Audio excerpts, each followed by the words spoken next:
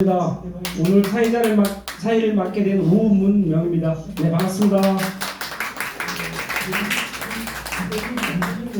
1차 때도 있었고 2차 때도 있었는데 오늘 3차 때도 너무 기분이 좋은 것 같습니다.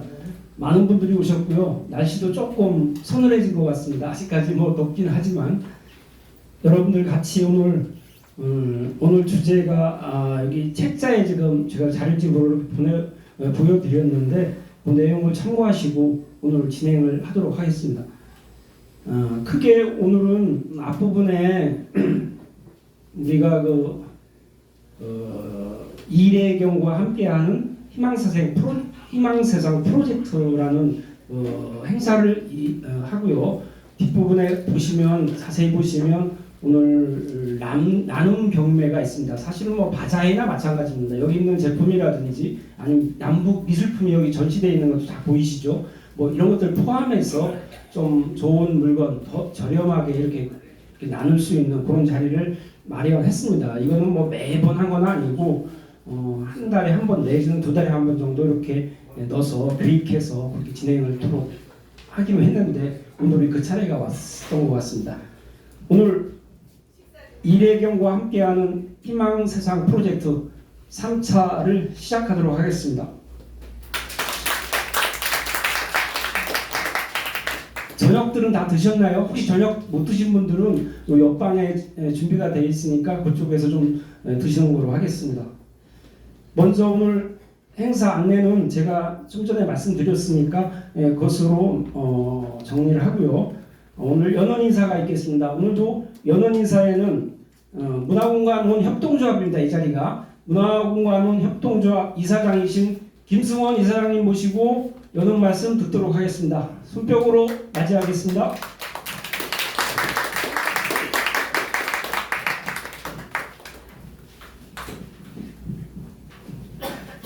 네, 방금 소개받은 이사장 김성원입니다.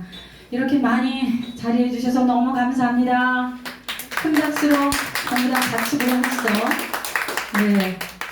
네, 무엇보다도 이 자리를 만들어 주신 이래경 선생님, 이 더위에도 불구하고 늘 변함없이 아주 훌륭한 원고를 또한 발제를 해주신 이래경 선생님께 큰 박수 한번 부탁드릴까요? 네, 이렇게 시작하면서 제가 인사말을 그냥 적당히 준비했더니 이제 총 감독님께서 인사말 하려면 똑바로 해라, 생중계되는 건데 막 이렇게 호령을 하셔서 제가 조금 준비했는데 읽도록 하겠습니다. 워낙 이제 나이 먹고 늙다 보니까 현장감이 좀 떨어지거든요. 그간 먼 바다에서, 해외에서, 그다음에 신선한 산골짜기에서 피서하시다가 지금 속속 도착해 오고 계신 여러분들 너무 감사드리고요. 새로운 100년을 위해서는 준비하는 100년이 전제되어도 모자랄 판에 지금 괴질 정권이 태어나서 어렵사리 쌓아올린 민주주의를 결박하고 국격을 진창에 처박다 못해 제국주의와 패권주의에 유구한 반맞는 역사의 대한민국을 제물로 삼고자 하고 있습니다. 이에 문화공간원에서는 이 통탄한 시대의 새로운 좌표를 세우고자 현 시대의 최고의 지상 이래경 선생님을 모시게 되었습니다. 당대의 경세가께서는 오늘 과연 어떤 진단과 통찰을 내리실지 기대가 만만한 8월 17일의 저녁입니다. 모쪼록 발제와 대담에 이어진 질의응답으로 바로 문화공간원에서 새로운 100년의 물기둥이 잉태될 수 있도록 여러분 함께 참여해 주시고, 좀 전에 사회자께서 말씀하신 대로 가끔가다 있는 경매 아주 다양한 물품이 준비되어 있고 또한 아주 값싸게 나가 있거든요. 주로 이제 여기 조합원들이 직접 생산하신 그런 물건들이 준비되어 있으니까요. 경매에도 열렬히 참여해 주시면 이 경매나 혹은 아나바다 운동을 통해서 모아지는 이런 그 자금들이 이제 축적이 되어서 이 공정한 사회에 민주주의를 향해서 나가는 그 진보의 거점인 이 문화공간원에서 훌륭한 선생님들을 모시고 강연 혹은 교육 프로그램들이 진행될 때 선생님들께 강사료 혹은 교통비 쪽으로 조금씩 지불되고 있습니다. 유용한 곳에 쓰고 있으니까요. 여러분들도 다음에 오실 때는 나는 안 쓰는 좋은 물건 들고 오세요. 이상입니다.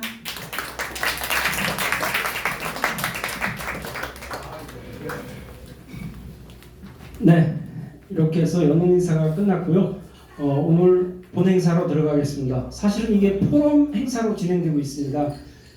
발제와 토론, 이게 물론 뭐 옛날에 대담 토론도 이렇게 진행을 해봤는데 좀 딱딱한 면도 있고 그래서 지정 토론으로 해서 한 10분 내지 15분을 그 발제에 대한 토론을 이렇게 이어지고 있습니다. 그 이후에 여기 참여자들이 다 같이 질문하고 응답하고 이렇게 응답이 진행될 예정이오니 혹시 오늘 진행되는 여러 가지 이야기나 아니면 내용에 주내용에 좀 이렇게 메모를 하시든지 이렇게 해서 막판에 열띤 지휘가 응답이 이렇게 이루어질 수 있도록 그렇게 해주셨으면 고맙겠습니다. 좀 전에 말씀드렸던 우리 이래경 선생님 이 자리에 모셔가지고 오늘의 주제 한국 역사 속 오래된 미래 우리 민족의 DNA를 듣도록 하겠습니다. 손병을 모시겠습니다.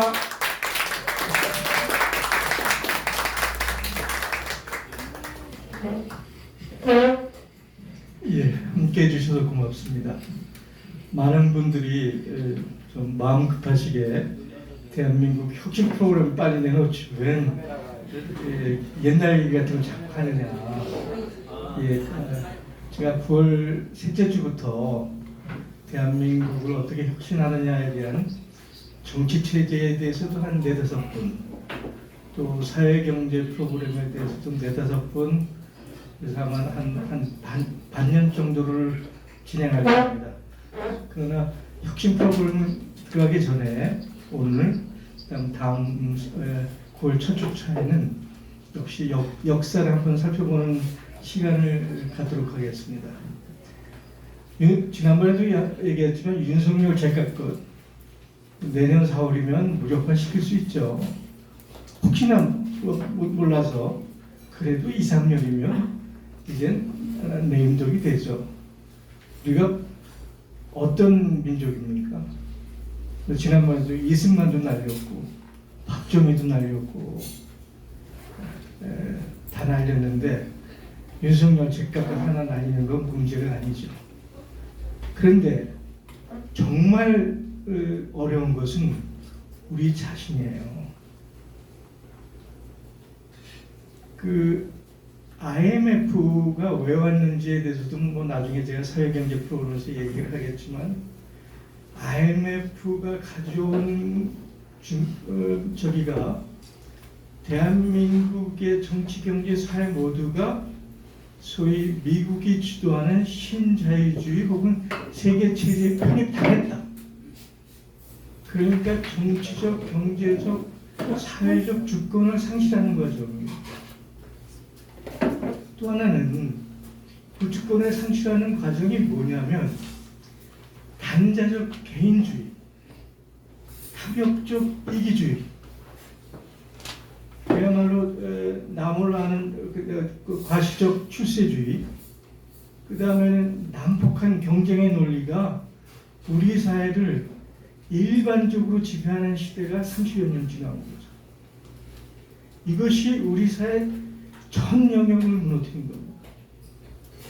그래서 우리가 설령 윤석열을 물리친다고 해서 그나마 말로만 민주주의 개혁을 얘기하는 정부가 들었습니다 하더라도 결국 대한민국의 미래는 1%를 위한 사회, 그 1%를 위해서 알랑대는 10%들이 주물럭 끼는 사회. 그래서 대다수의 국민 90%가 그야말로 빨대 빨려나가는 그런 수탈구조 속에 사는 사회가 지속될 겁니다.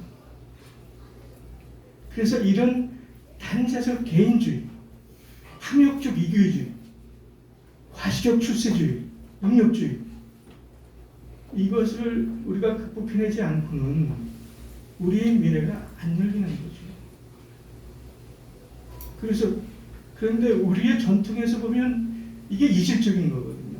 그래서 오늘은 우리 역사 속에서 우리 민족의 DNA가 뭐냐 라는 얘기를 되살펴보면서 그 속에서 우리가 다가올 미래를 준비하고 구상해야 된다는 생각입니다.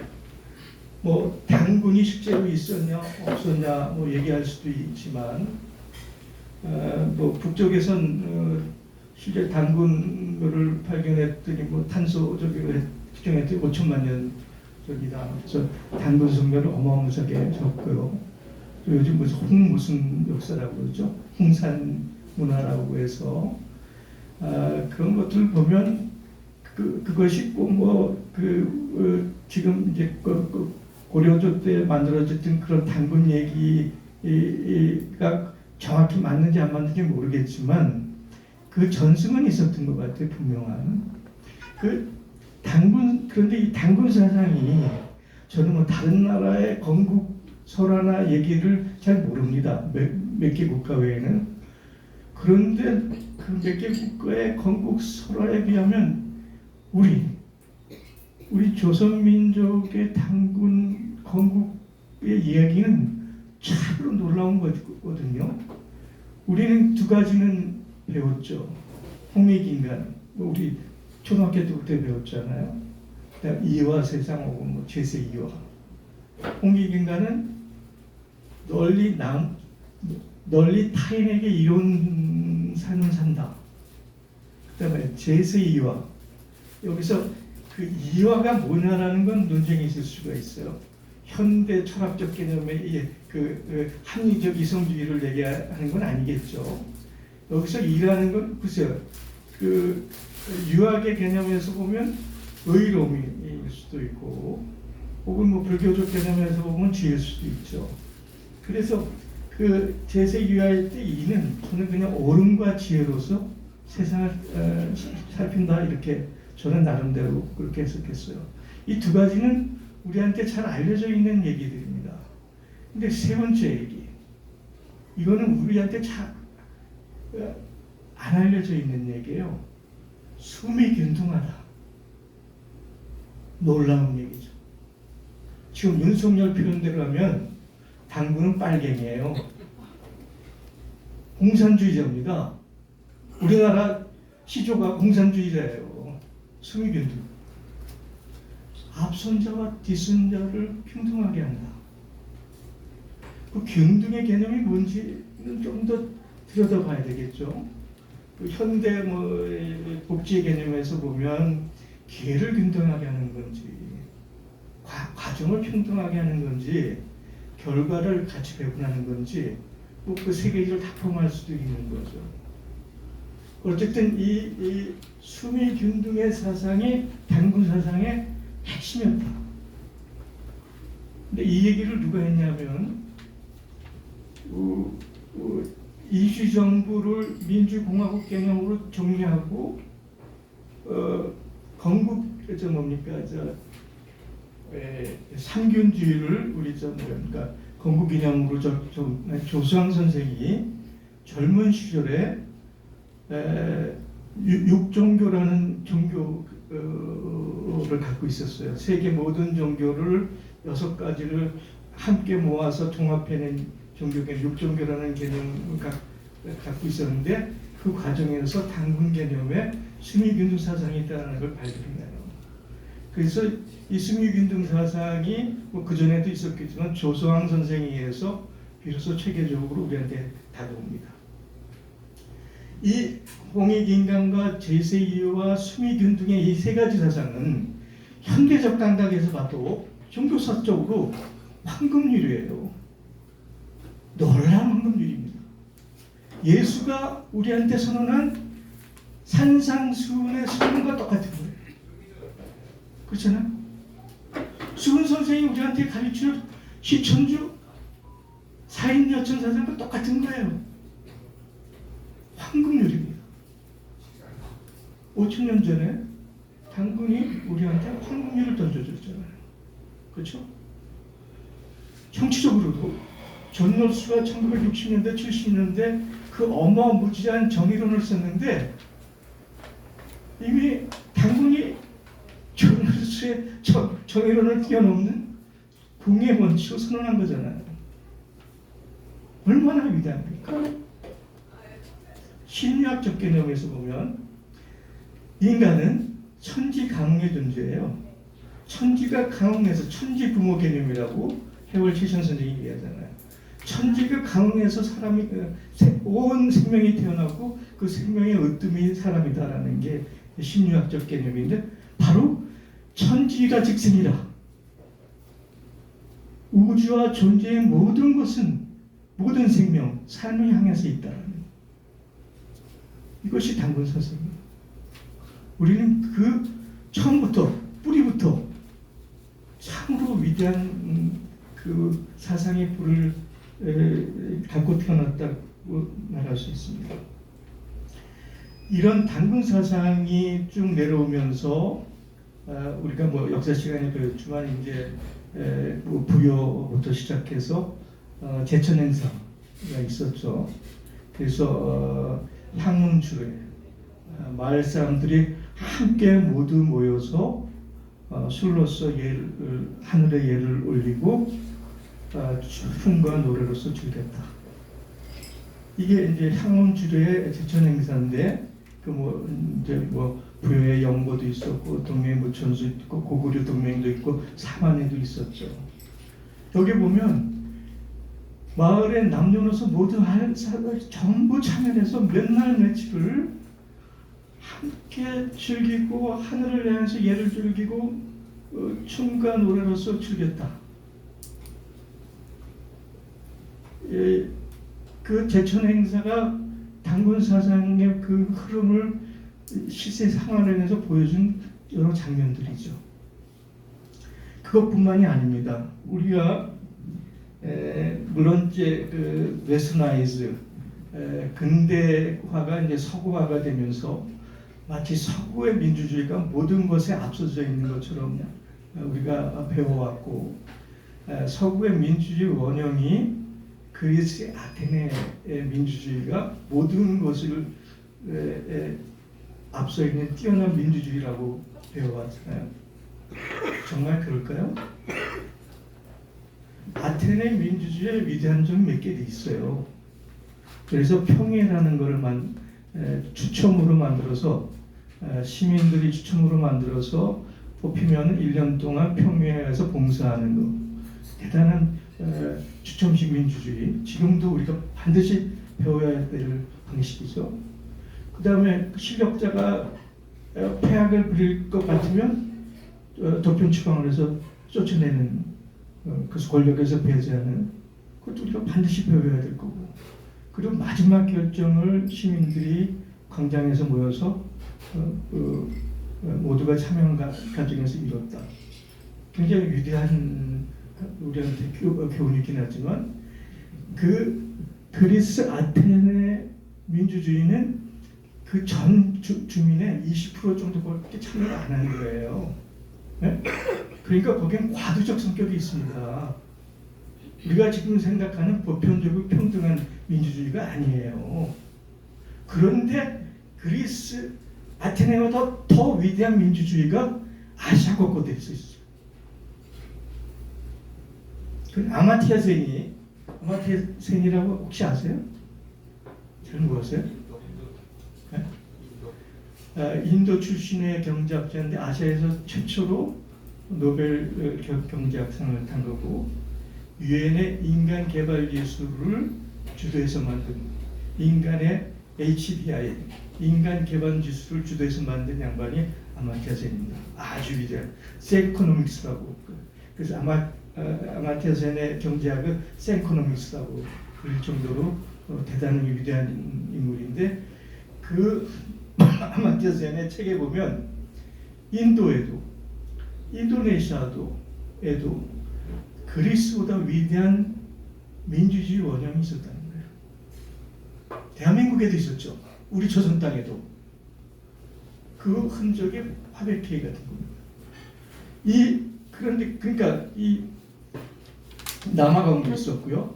근데 그 아시아에서 발견되는 민주주의 원칙은 모든 이들의 참여와 합의를 원칙으로 하고 있었어요.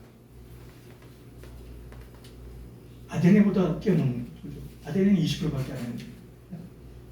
그래서 이 아시아가 가지고 있는 그 고대 회의 방식이야말로 현대 열린 민주주의 원형이라는 거예요.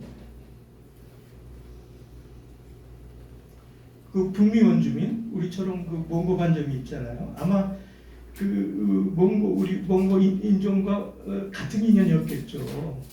그래갖고 이제 뭡니까 그쪽 넘어서 이제 그 북미로 넘어갔을 텐데, 이 북미 원주민들이 회의를 할 때는 발언하는 사람이 지팡이를 들면 모든 사람이 경청을 해요. 발언하는.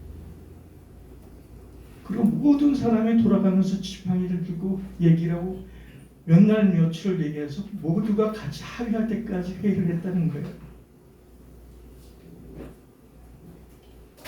이것이 메조리타이제이션이라고 최근에 열린 민주주의 중요한 다수화 과정과 다수화를 만들기 위해서 끊임없이 수기와 토론과 정보를 교환하는 다수화 결의의 과정을 만들어가는 작업을 북미 원주민들이 우리의 원주성들이 했다는 겁니다. 그 흔적이 인사말에 남아 있어요. 그저 뭡니까 그 남아공의 유명한 저 대통령 이름이 뭐죠? 만델라. 만델라의 자기 자서전에 보면 자기 고향에 전통적으로 내려온 인사말이 우분투잖아요. 우분투란 말은 다들 들어보셨을 거예요. I owe you. 나는 너에게 빚은 진 자이다. 그러니까 성경에도 있는 얘기죠. 내가 있어 내가 있다. I owe you. 내가 있어 내가 있다. 그런데 우분투는 잘 알려져 있어요. 근데 우분투보다 더 위대한 인사말이 북미 인디아나에 있는데 우리한테는 잘 안 알려져 있어요. 그 인사말이 뭐냐면 미타쿠의 오야신. 너와 나 그리고 온 우주는 하나다. 홀리스틱한 번개신론적인 사고. 나라는 존재는 나가 아니야. 온 우주와 함께 연결되어 있는 거야. 이 북미 인디안의 인사말, 그건 당구사상이에요.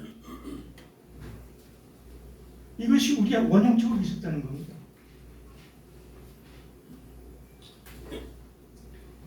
조금 더 시대가 내려와서 이제 신라 시대로 들어오면 우리가 잘 알고 있는 그 최치원, 지난번에 우리 동학 얘기할 때 최치원 얘기했지만 이제 그 수능의 아주 먼 직계 조상이 최치원이잖아요.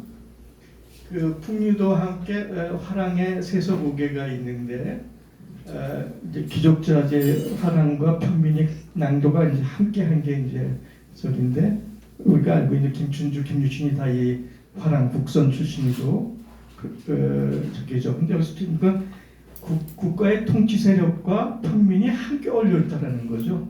그때 신분이라는 상하관계는 없었지만 이 상하의 신분들이 함께 어울려서 가무도 즐기고 사상도 즐기고 풍류도 즐겼다라는 거예요.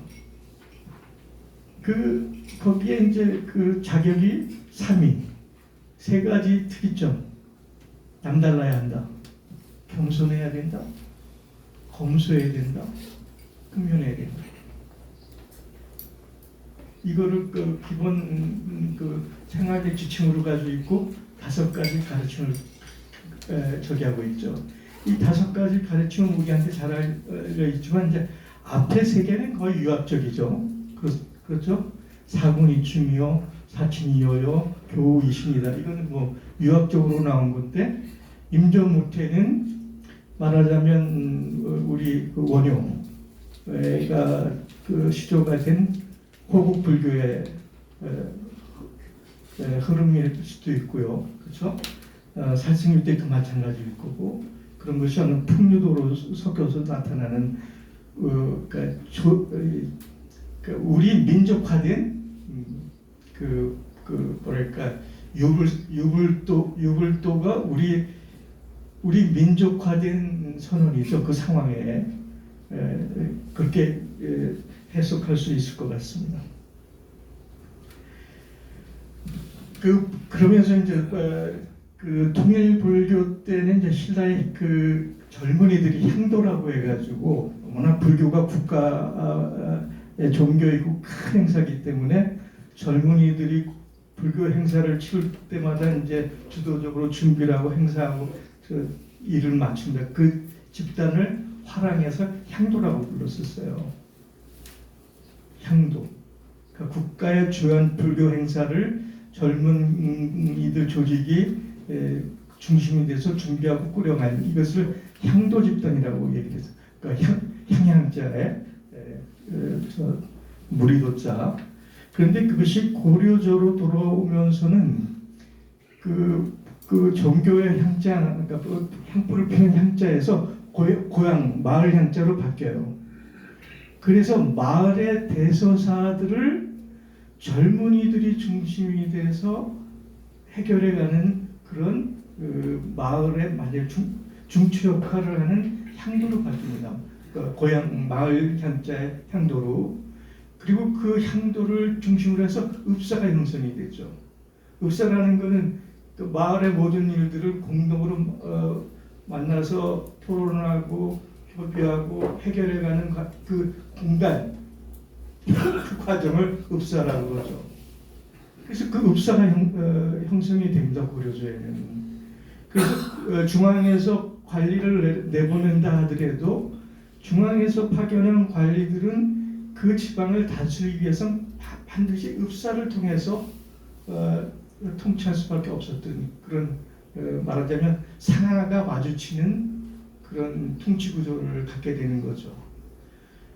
그런데 이제 이게 유교가 들어오면서 불교에서 유교로 넘어오면서 이제 신유학, 성리학에 들어오면서 그 향도가 향약으로 바뀌어요. 향약, 성리학 그 향교를 중심으로 해서 향약으로 바뀝니다. 그 향약의 핵심 개념은 뭐 그 당시 물적 기반이라는 게 이제 뭐 딱 토지니까 농자 천하 지대본 뭐 이렇게 다 알고 있는 거죠. 그래서 그 조선을 설계한 정도전은 조선 경국전에서도 나오지만 원래 그 정도전이 도입하려고 했던 거는 균전제예요. 그 토지를 모두가 똑같이 나눠서 농사를 짓고 그 골고루 배분하는 과정, 균전제를 시도했는데 워낙 기득권의 호족 세력이나 기득권 체제하고 부닥치면서 양보한 것이 소위 과전 혹은 직전제로 양보가 돼서 도입이 됩니다. 그렇게 해서 양보해서 도입한 게 과전제인데 세월이 지나니까 그것도 물러내져요.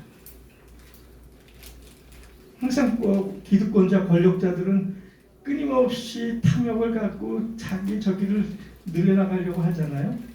그래서 뭐 매듭, 힘없는 걸 사람을 막 억지로 팔게 해서 자기 걸로 취득한다든지 아주 높은 이자를 붙여서 뭐 이게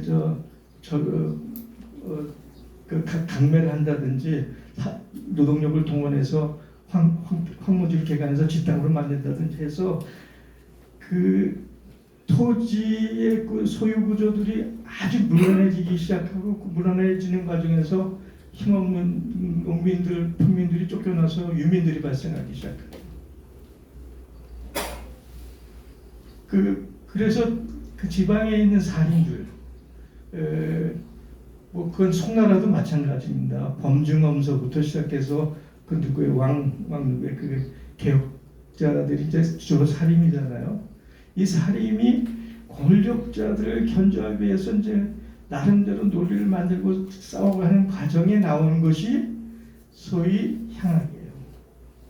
그래서 그 주자 증손 여시향약이라는 것을 도입해서 그런 중앙의 세도가들이 횡포를 부리고 토지를 합병하고 그 매집하는 것을 견제하기 위해서 도입하기 시작한 것이 향학입니다. 그래서 중종 시절에 경상 관찰사로서 김한국이 원문으로 한글로 그 여시 향약을 보급을 하기 시작하면서 향약이 이제 일반적인 주제로 알려지기 시작하죠. 그래서 그 김한국의 노력을 시초로 해서 우리가 잘 알고 있는 조광조, 이택의 이율곡 등이 향락에 힘을 써줘서 보급하기 시작합니다.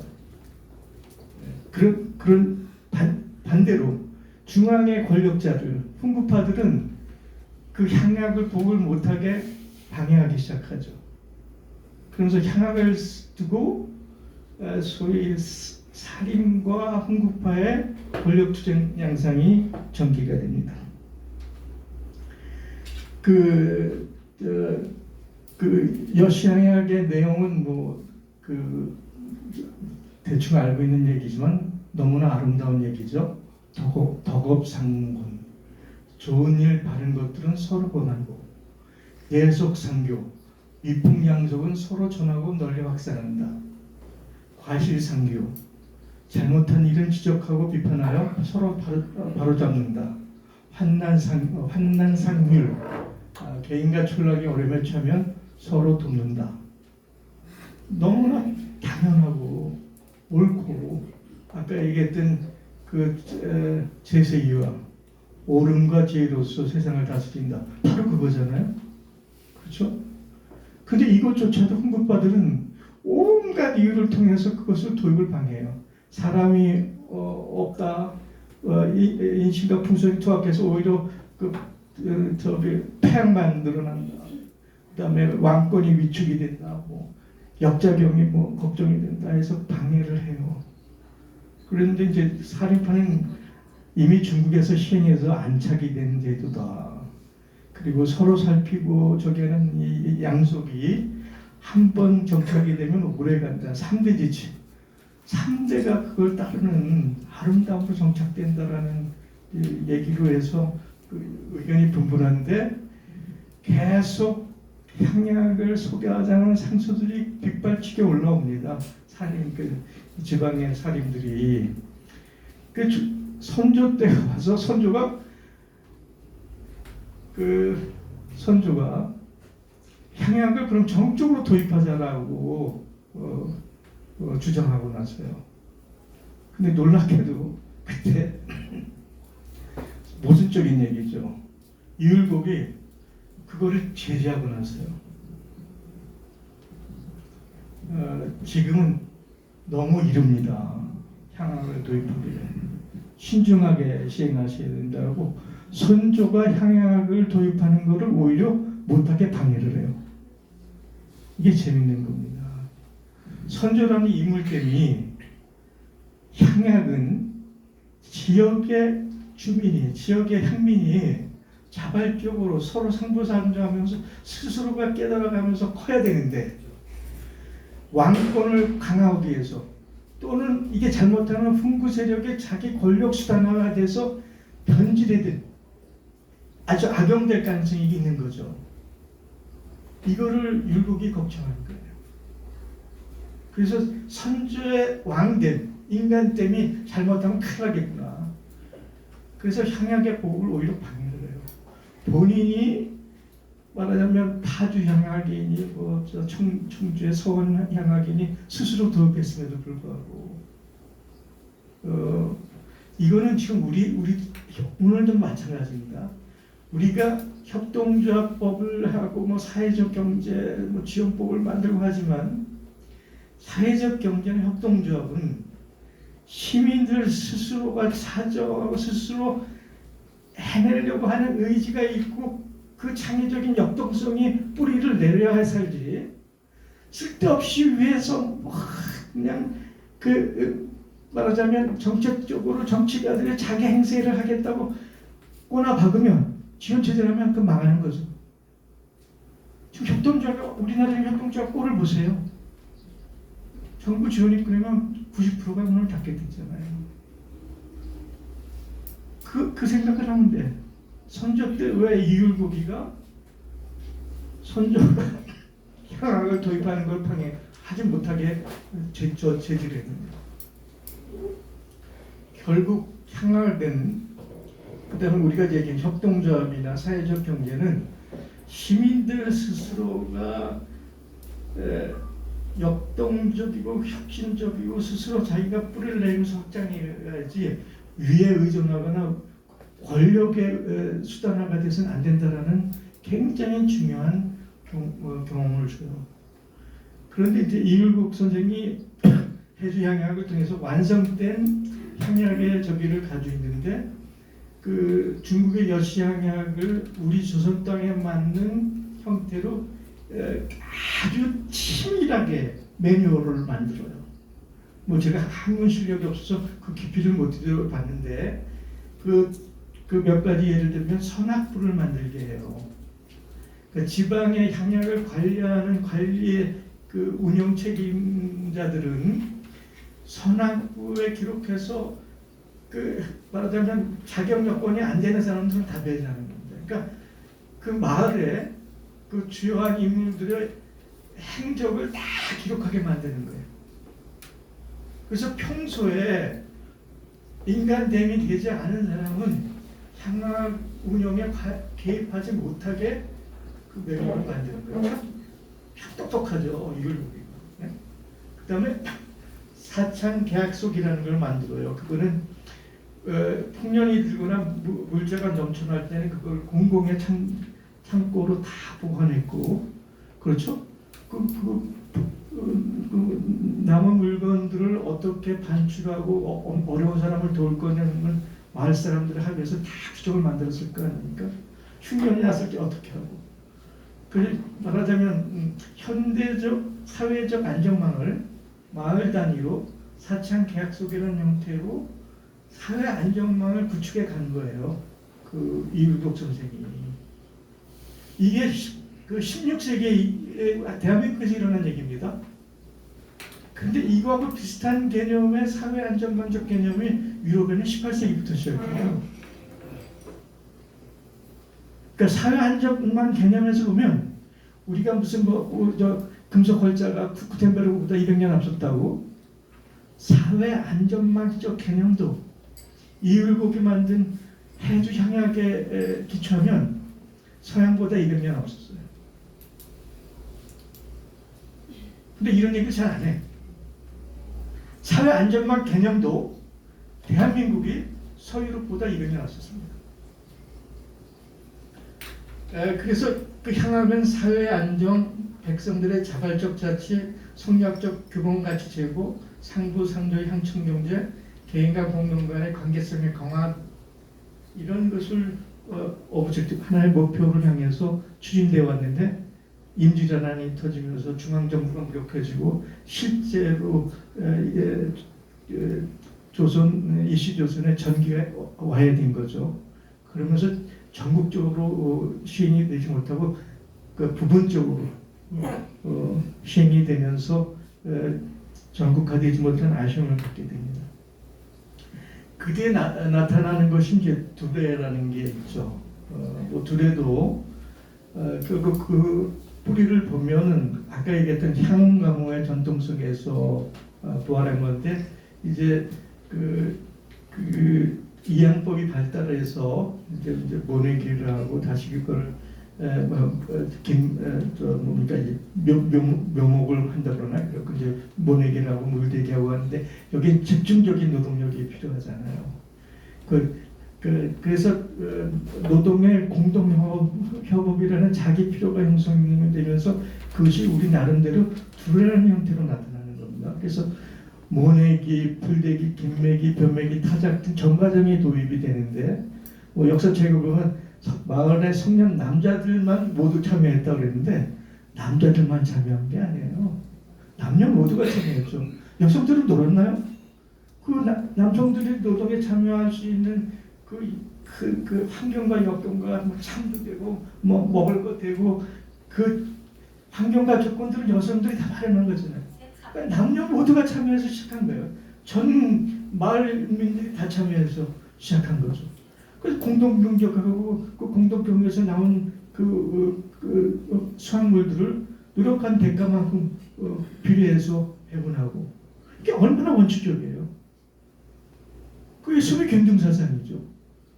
그리고 거기서 끝나는 게 아니라 같이 즐기는 거죠.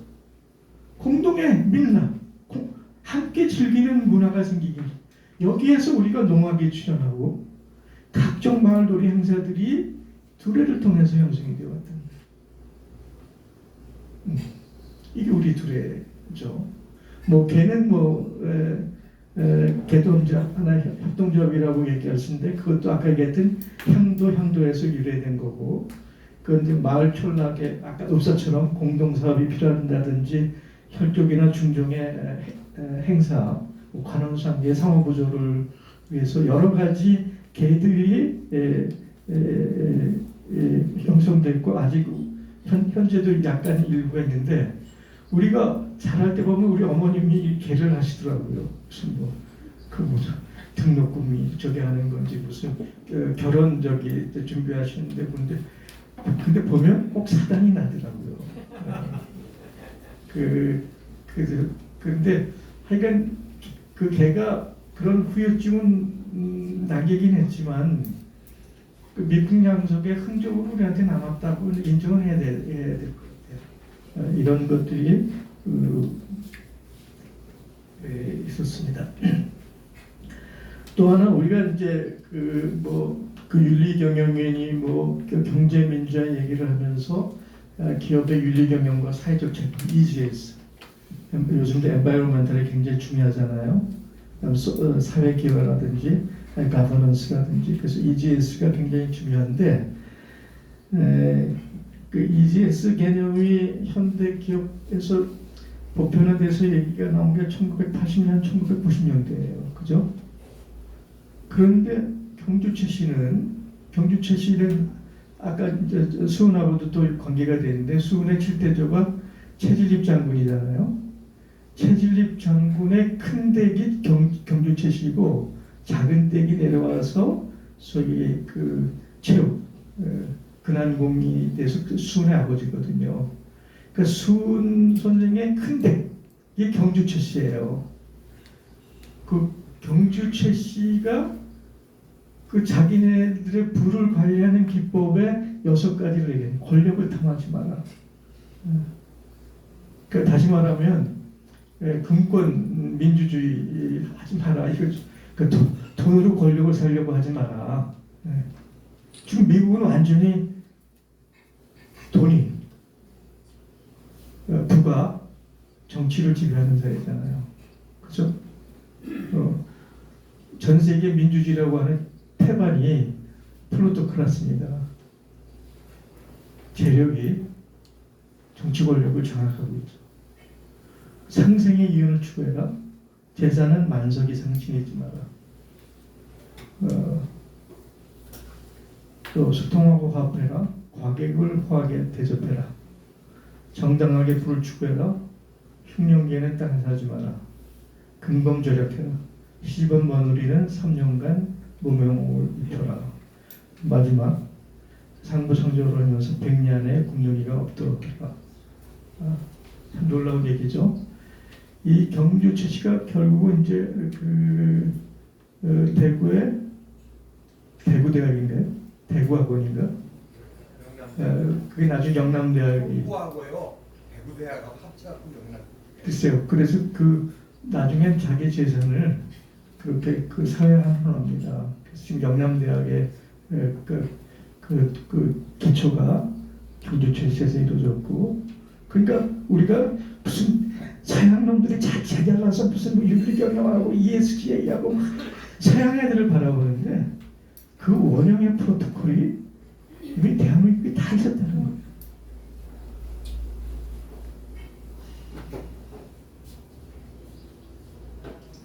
여기서 참조적으로 시간이 서구의 복지 시스템 역사, 이건 나중에 이제 제가 얘기했지만 우리나라 혁신 시스템에서 사회 경제 내용을 다룰 때 조금 더 디테일하게 얘기를 할 텐데 오늘은 맛배기로만 넘어가겠습니다. 유럽의 중세에 있어서 복지의 센터는 수도원이었어요. 그러니까 우리가 중세를 암흑시대라고만 얘기하는데 그렇진 않아요. 중세 농노는 상당한 자유가 있는 나름대로 자율권이 있는 집단이었습니다. 현대 노동노예보다는 중세 농노가 오히려 자유스러웠을 수도 있어요. 자율권이 있었는지도 몰라요. 그런데 그 중세 수도원의 자기 수입을 대충 10% 정도를 그 자기 영내, 봉투 영내 어려운 이들을 위해서 써요. 심한 경우에는 50%까지 썼다라는 기록이 있어요. 그 수도원이. 그리고 그 영내에서 무슨 일이 있어서 피치면서 도망다니는 사람은 수도원에 도망가면 평생 동안 거기 숨어서 지낼 수 있었죠. 그걸 뭐라 그럴까요? 제가 전문 용어를 잊어버렸는데. 생급초월이라고. 생급초월.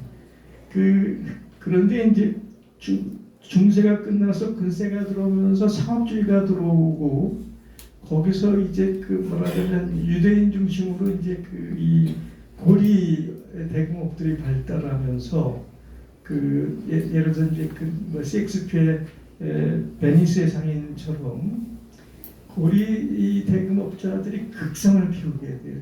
그러니까 중세에서 근세로 넘어오는 상업주의 시대에 그거를 보고 수도원이 생각한 조직이 뭐냐면 몬테 디 피에타. 몬테라는 건 뭐 조직일 수도 있고 공간일 수도 있고 뭐 그런 뜻이고 피에타라는 건 아시죠? 어머님의 사랑. 상처받은 예수를 끌어안은 성모 마리아를 피에타라고 그러잖아요. 몬테 디 피에타. 성모 마리아와 같은 마음으로 가난한 이를 살피겠다라는 조직이에요. 몬테 디 피에타. 그래서 그 몬테 디 피에타 조직이 자기 영내의 가난한 사람들한테 생활 자금을 무이자로 빌려줘. 큰 돈은 아니었겠죠. 그러나 그 가난한 사람들한테 그래 돈이 필요하면 갖다 써 하고 무이자로 내렸다는 거예요. 이자 개념이 없이. 이자 개념이 없는 겁니다. 이게 대단히 중요한 거예요. 21세기 인류가 나가는 방향에서는 이자 개념이 없어야 돼요. 몬테디 피에타가 그걸 했어요. 그 몬테디 피에타의 정신은 크게 세 가지로 얘기할 수 있습니다. 하나는 예수가 우리한테 가르쳐준 사랑을 실천해야 된다. 그렇죠? 두 번째는 아무리 가난하지만 가난한 사람도 사랑으로서의 존엄을 유지해야 되는 가난을 구제해서 인간다움을 가져야 된다. 하는 인간의 존엄에 대한 실천, 그러니까 저기고요. 마지막은 공동체의 유대입니다. 우리가 살고 있는 이 공동체에서 저 사람이 저렇게 고통을 받고 가난 때문에 죽고 살기 하고 저기 하는데 우리라고 행복할까? 저 사람의 고통은 나의 고통일 수 있어. 우리 공동체 모두가 건강하고 행복해지려면 그런 가난의 고통이 없어져야 돼. 나는 연대적 사고. 이게 몬테디 피에타가 만들어진 굉장히 중요한 세 가지 원칙이고 이것이 현재 우리한테도 무지하게 중요한 방향의 암시로 다가옵니다. 우리가 21세기에 인류가 다시 설계를 해야 한다면 몬테디 피에타 정신으로 돌아가야 됩니다. 제가 이제 요 나머지 얘기는 시간이 없어서 그 다음 기회에 사회경제적 프로그램을 얘기할 때 얘기를 하겠습니다. 이건 지난주에도 올렸던 얘기입니다. 동학 얘기를 하면서 마지막 장에 그 수은과 해월에서 정립된 동학의 정신은 조선 민족의 역사적 자각이자 사회변혁의 운동이지만 동시에 21세기 한국 사회 그리고 인류가 나가야 될 좌표를 제시하고 있다. 서구 운명은 이미 한계에 왔어요. 근대 서양의 비판에서 얘기했지만 그 지난 서양의 역사, 근대사는 자유주의 역사라고 얘기할 수 있어요. 서양의 자유주의 역사가 우리를 물적 기반을 이만큼 높은 산업적 수준에 끌고 왔죠. 그런데 그 이전에보다 물적 기반이 뭐 50배, 100배 이상 향상이 됐음에도 불구하고 그러면 우리 인류가 행복해졌을까요? 가난이 없어졌을까요? 고통이 없어졌을까요? 아니죠. 더 심해진 거야. 이게 뭐지? 이게 서양 문명의 명백한 자기한계예요. 그것뿐입니까? 지금 우리가 지금 고통받고 있는 이 지구 환경, 생태 문제. 생태 문제의 원인이 바로 이거죠. 소금융이죠. 이것을 극복할 수 있는 대답은 서양에 없습니다. 우리한테 있죠.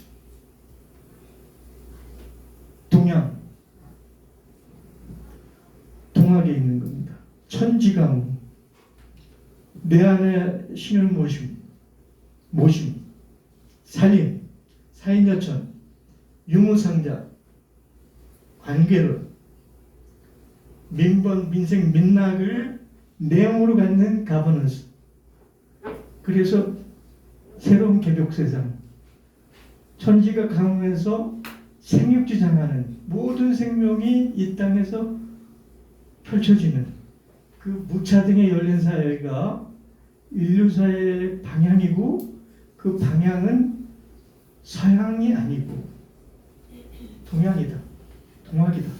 물론 서양이 가지고 있던 합리주의, 과학적 접근, 그 다음에 여전히 자유주의가 갖고 있는 열정과 그 창의성 소중하죠.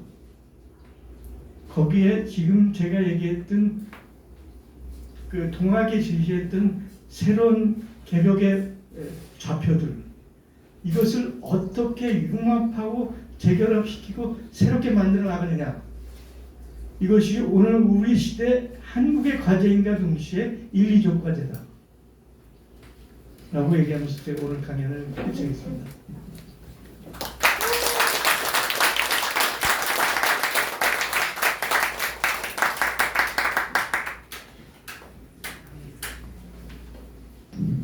한 40분 정도 열강을 해주셨습니다. 다시 한번 심정으로 부탁드리겠습니다.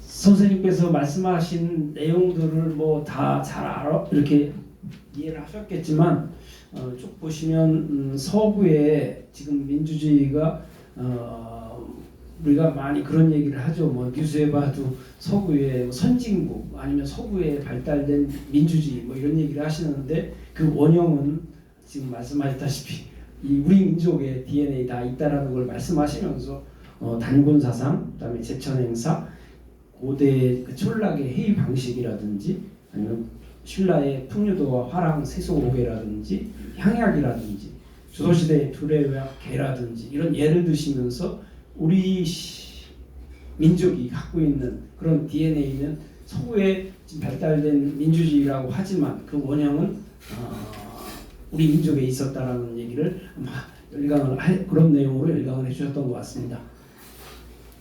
오늘 발제를 해주신 이런 내용들을 우리가 한번 토론자를 모시고서 이 토론, 지금 제가 말씀드렸던 정리를 했지만 이런 부분에 대해서 한번 토론자의 의견을 들어보도록 하겠습니다.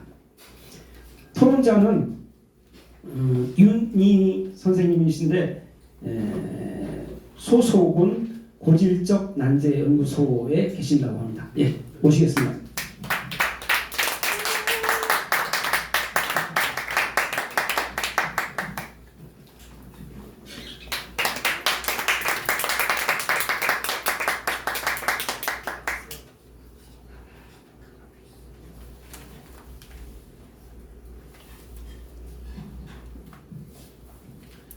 제가 말 주변이 없어가지고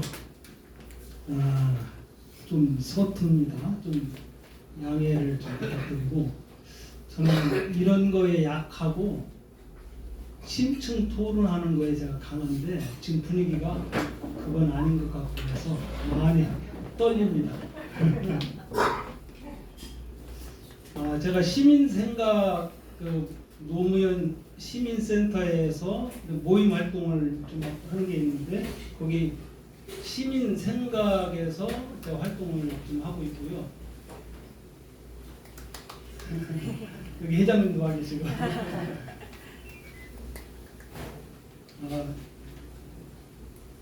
고질적 난제 연구소를 제가 좀 하고 있는데 간단하게 좀 소개를 좀 드리겠습니다.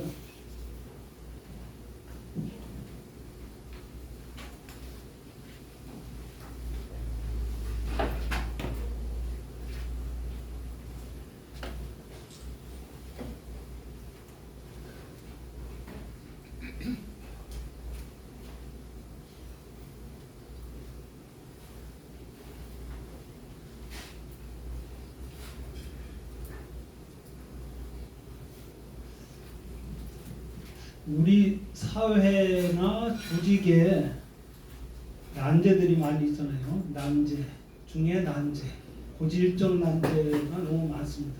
그 난제들을 그냥 묻어두고 생활을 하죠. 회사 생활을 하죠. 열심히 하죠. 열심히. 근데 그 난제가 나타나면은 어려움을 겪습니다. 갈등, 그리고 폐업하기도 하는 거고, 싸움하기도 하고, 누구를 죽이기도 하고 자살하기도 하고 그랬지 않습니까? 그런 난제를 제가 고민을 좀 많이 했어요. 일단 이렇게 쭉 제가 좀 적어놨거든요. 요 난제 요거하고 아까 일행 위원장님이 좀 강의하신 과실상규, 저는 과실상규가 참 마음에 들어요. 과실상규. 서로의 과실을 서로 지적해줘서 잘 되게 하자. 저는 그게 너무 좋거든요. 근데 이거에 대해서 너무 사람들이 금기시라고 하나? 너무 부정적이에요. 그러면 안 된다. 안 된다. 안 된다. 저는 긍정으로 보거든요. 그거를 받아들였을 때 자기 발전뿐만 아니라 그 사람, 주변 사람, 회사 다 발전이 되는 거에 대해서 저는 확신을 하고 있습니다. 저는 오히려 과실상규에 대해서 저를 지적해주는 분에 대해서 저는 고맙게 생각을 하고 오히려 밥을 사고 술을 삽니다. 근데 사람들은 정반대죠. 그래서 여기 나이가 자연스레 경쟁력이 되게 하는 삶, 이거 저는 어느 정도 좀 자신하거든요. 건방진 표현이지만은 가능하거든요. 자기를 낮추면서 지적을 받고 자기를 성장시키고 다른 사람한테 아까 홍익인가 말씀하셨는데 다른 사람한테도 공헌하는 삶을 산다면은 젊은이들이 아무리 열심히 해도 젊은이들 못하는 게 있거든요. 그거를 나이 먹어가면서 충분히 저는 가능하다고 보거든요.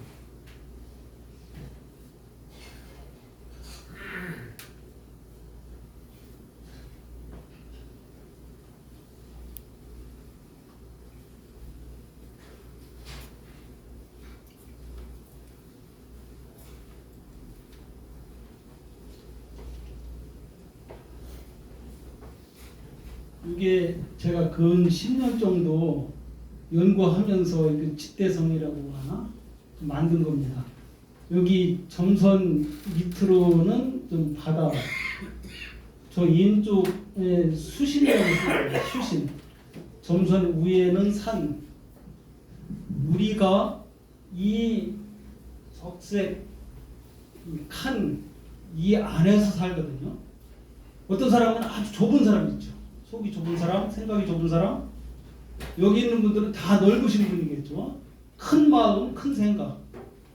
어떻게 하면은 이거를 더 넓힐까 제가 고민하고 있습니다. 저는 방법이 있거든요. 이거를 넓히면은 고질적 난제들이 자연스럽게 해결되거든요. 이게 좁기 때문에 다른 사람을 원망하거든요. 원망할 게 아니라 그 사람을 고마워해야 할 것도 원망을 하거든요. 이런 사례들 많이 사실 있거든요. 제가 시간이 짧기 때문에 이게 이제 패러다임 시프트에 관련되는 거고요. 오늘 제가 사실 그 하루살이로 왔습니다. 하루살이. 절박한 심정으로. 윤봉길 의사께서 김구를 만나기 위해서 상해로 갔잖아요. 상하이. 거기 가서 말씀하신 거가 아무리 생각하여도 당사지처를 구할 길이 없습니다. 당사지처라고 하면은 마땅할 땅자, 죽을 사자, 고처, 장소처. 죽을 만한 마땅한 장소를 찾고 있었던 거죠. 그러다가 김구 선생님을 만나신 겁니다. 선생님께서는 경륜이 많으시니 저를 믿고 지도하여 주시면 은혜 백굴 난망입니다. 제가 작년에 3월 10일 저쪽에 당선되고 3월 12일부터 윤봉길 의사 저기 그 예산에 거기 생가 있고 기능관 있잖아요. 거기를 제가 100일 동안 갔어요. 100일 동안. 아침에 출근하듯이 9시 거기 도착하듯이. 제가 관악구에 살고 있는데 제가 뭔가가 좀 뭐 울분인가 그런 게 있는데 저 말고 다른 분들도 많이 있을 거거든요. 저같이 이렇게 표현은 못 하더라도 안에 내면한테. 그러니까 아까 선생님 위원장님 말씀하신 전통적인 우리 민족의 DNA가 있거든요. 그게 저쪽 게르만 민족이 스위스, 오스트리아, 그 독일이나 우수하지만 그보다 훨씬 우수한 집단 지성이 있거든요. 그게 있을 거거든요. 저가 좀 강해요. 그래서 100일 동안 거기 가서 당사지처를 한번 좀 되뇌이고 올라오면서 온양온천역 은봉 거기에 이순신 요수가 있어요. 현충사 말고 은봉에 거기도 들렸다가 오고 이렇게 했거든요. 저같이 생각하는 분들이 많이 있을 거거든요. 제가 지금 말씀드리는 거는 지금 시대에 윤석열을 빨리 끌어내리고 하는 이런 것들을 하려면 저같이 생각하는 사람들의 그 집단지성을 끌어모으는 것이 저는 중요하다고 보거든요. 선생님께서는 이론적으로 말씀하셨지만 저는 실행적인 측면에서 말씀드리는 거예요. 실행하는 게 지금 중요하다는 거예요. 실행. 그 차원에서 제가 좀 말씀드리고 아까 과실상교 제가 말씀드렸는데 신랄한 지적, 신랄한 비판, 냉철한 비판, 냉철한 사랑. 저는 이게 중요하다고 보고 여러분들 어떻게 생각하시는지 모르겠지만은 이것이 가능한 분위기가 되면은요 스스로 자발적으로 창의력, 창발력이 오는 거거든요. 그러면은 성장하는 속도가 그리고 내적 성숙의 속도가 아주 스피드하거든요. 그러면서 지속 가능하고 아까 ESG 말씀하셨지만 그 사회로 충분히 가게 만들 수 있다는 거죠.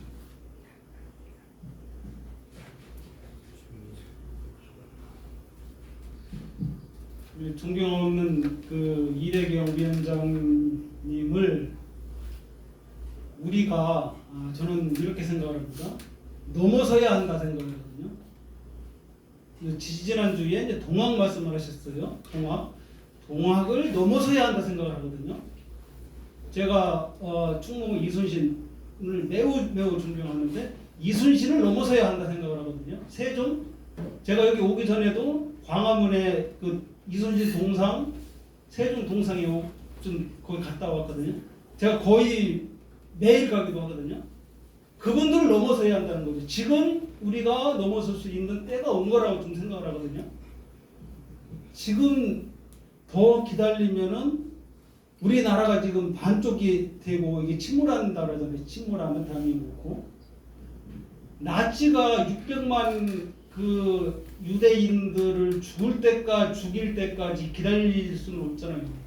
하루라도 빨리 끌어내려가지고서 누구를 세워 올려야 되는데 세워 올릴 때 우리가 아까 DNA 말씀하셨는데 DNA가 바탕이 탄탄하게 하면서 환경 조건을 만들고 구조와 시스템을 만들고 그러면서 저는 대한민국 호가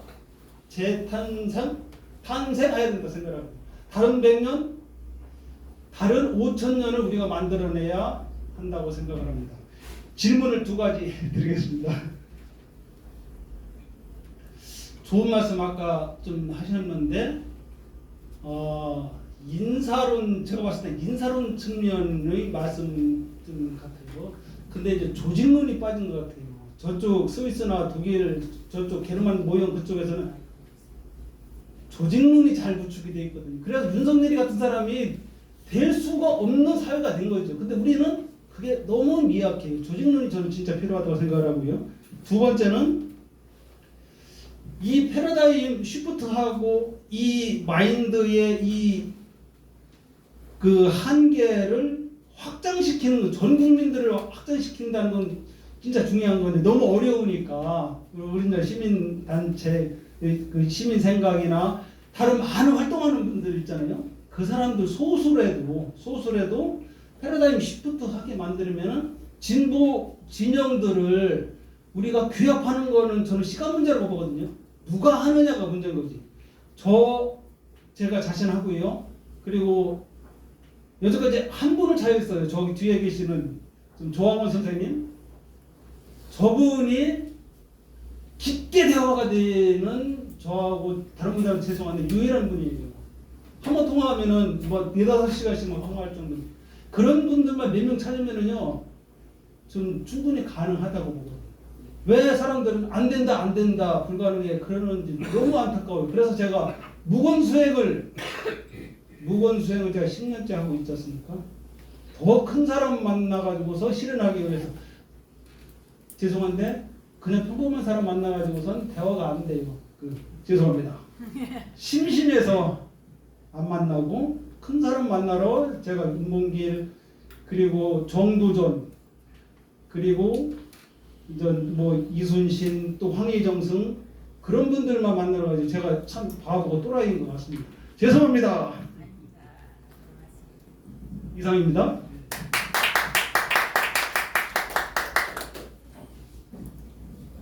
아니 여기 좀 잠깐 앉아서 같이. 아마 아까 질문을 여기 이사장님한테 하신 것 같아요. 뭐 조직론적, 뭐 부족. 여기 지금 아마 강의하신 내용에 대해서 조직론적으로 좀 부족한 것 같다라고 이렇게 얘기를 하신 거죠.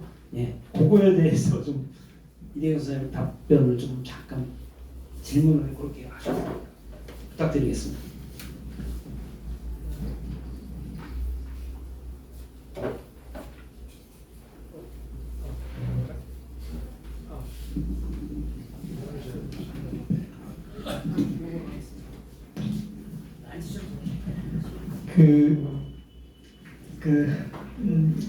인사 조직에 대해서 저한테 얘기를 하다 보면 저한테 큰 무리죠. 근데 다행히 제가 요즘 제일 자주 만나고 서로 마음을 트고 지내는 양반이 혹시 최동석 선생이라고 아세요?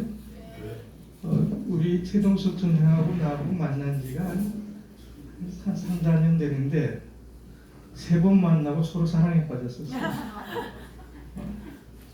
근데 그 최동석 선생은 인사조직의 귀재예요. 대한민국의 최고의 인사조직 이론가죠. 이 양반이 성대 행정학과를 다녔던가요? 야간을 다녔던가? 그러니까 좀 열심히 해서 한국은행에 들어가서 인사부를 다녔다가 자기 한계를 느끼고 독일의 기센 대학에 가서 거의 10년 동안을 독일이 중심이 된 인사조직 공부를 말하자면 스님이 면복 수행을 하듯이 독일의 인사조직을 면복 수행하듯이 수업을 한 양반이야.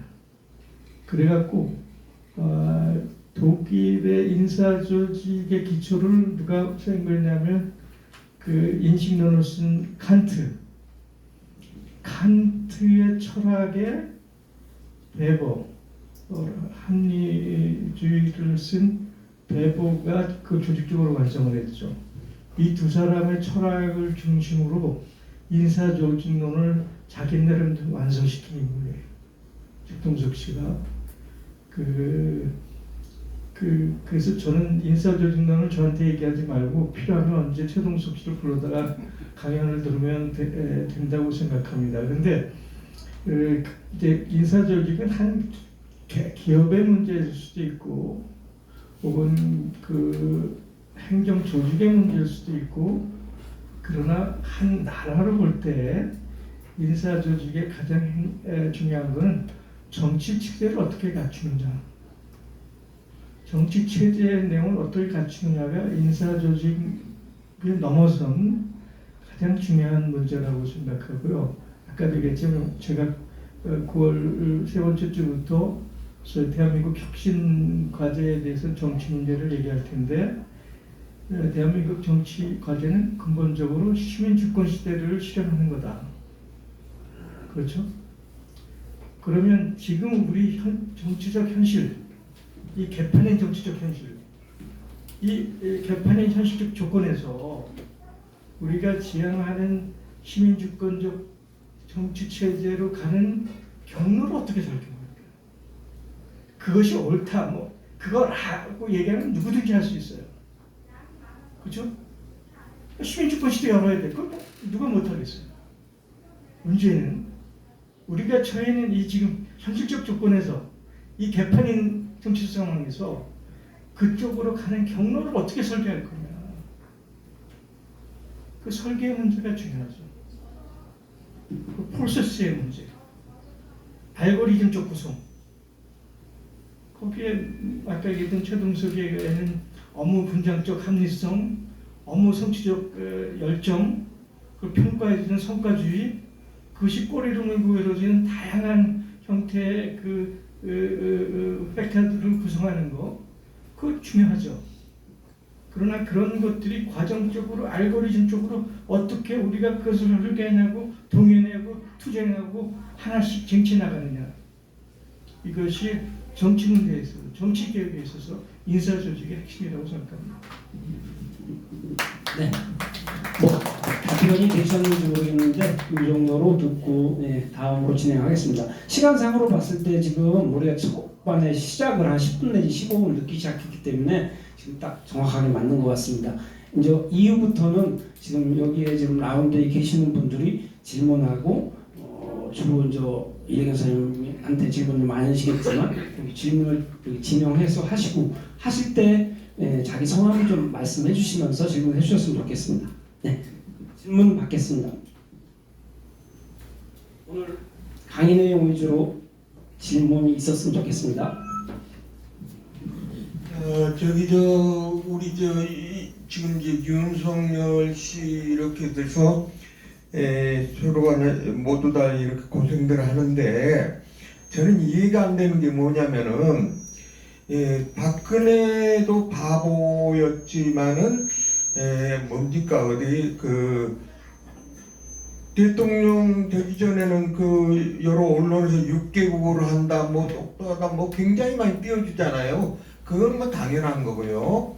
근데 알고 보니까 미국 가서 보니까 뭐 공동 기자회견하는데 말을 못 알아들어가지고 거기서 들통이 난 거죠. 그 다음에도 또 말을 못 알아들었습니다. 그건 다 기억을 할 거예요. 근데 저는 이제 윤석열 씨의 경우는 이미 뭐 경선하고 그럴 때 몇 차례 하지 않았습니까? 근데 그때는 일일이 일망언이라고 다 알죠. 바보고 인성이 아니다라는 거 다 알았지만 어떻게 해서 그 사람이 됐는지, 저는 뭐 이념이나 그런 거 아니고 그때는 사람됨을 보는 건데 바닥이 다 드러났단 말이에요. 그래도 어떻게 그렇게 대통령이 됩니까?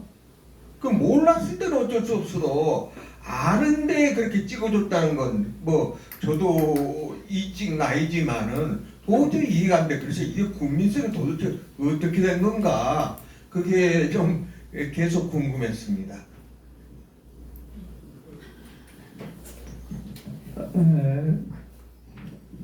저보고 그것에 대해서 제 의견을 얘기해 주십사는 얘기인가요? 아까 DNA 뭐 그런 얘기가 나왔는데 오늘 얘기 주제죠. 순 선생도 구한말에 10년을 조선 발도를 도다니면서 탄식을 하죠. 조선의 백성들이 그렇게 살기가 어렵고 힘든데 각자 의심한다. 각자 의심한다. 자기 살기 바빠서 자기 외에 아무 남을 생각하지 않는다. 그 유식하면 트라우마라이즈. 자기 삶의 고통 속에서 트라우마를 갖고 있는 게 다. 우리 지금 삶의 모습이 모두가 그 지난 30년 동안에 트라우마를 안아요. 가정사부터, 주위서부터, 사회에서부터, 직장에서부터 트라우마를 안고 있어서 남을 배려하는 그 우리 역사의 DNA를 다 잊어버린 거예요. 그렇죠? 그런데 정치인들 얘기로 들어가면 정치라는 거는 그죠? 시대의 정신을 읽고 미래 비전을 만들어가는 겁니다. 그렇죠? 시대의 정신을 읽지 않고 정치를 한다는 것은 정치를 자기 과시, 명예, 꿀단지로 생각하는 못된 놈들이죠. 그런 친구들은 정치하면 안 되는 거예요. 지금 우리나라 정치 90%가 그거잖아요. 꿀단지로 생각하는 거예요, 정치를. 정치는 그 시대, 그 국가가 필요로 하는 시대적 과제를 어떻게 읽어내느냐가 정치이고 그 위에서 미래의 비전을 만들어야죠. 그런데 뭐 옛날부터 한나라당, 뭐 새누리당, 국민의힘 얘기할 언급에조차 할 가치도 없고 도대체 민주당이라는 작자들은 뭐 하고 있는 거예요? 네? 계속 대한민국을 도돌이표해서 과거로 역전시켰죠. 대통령이라는 자가 도대체 뭐 한 겁니까? 더 심하게 얘기하면 문재인은 이재명이가 대통령이 되는 게 두려웠어요. 방해를 했습니다. 정확히 얘기하자면. 왜 그런지 모르겠어요. 개인적 의식의 문제인지 집단의 문제인지 모르겠어요. 그걸 최동석이가 정확히 표현합니다. 자기 환영적 우월주의.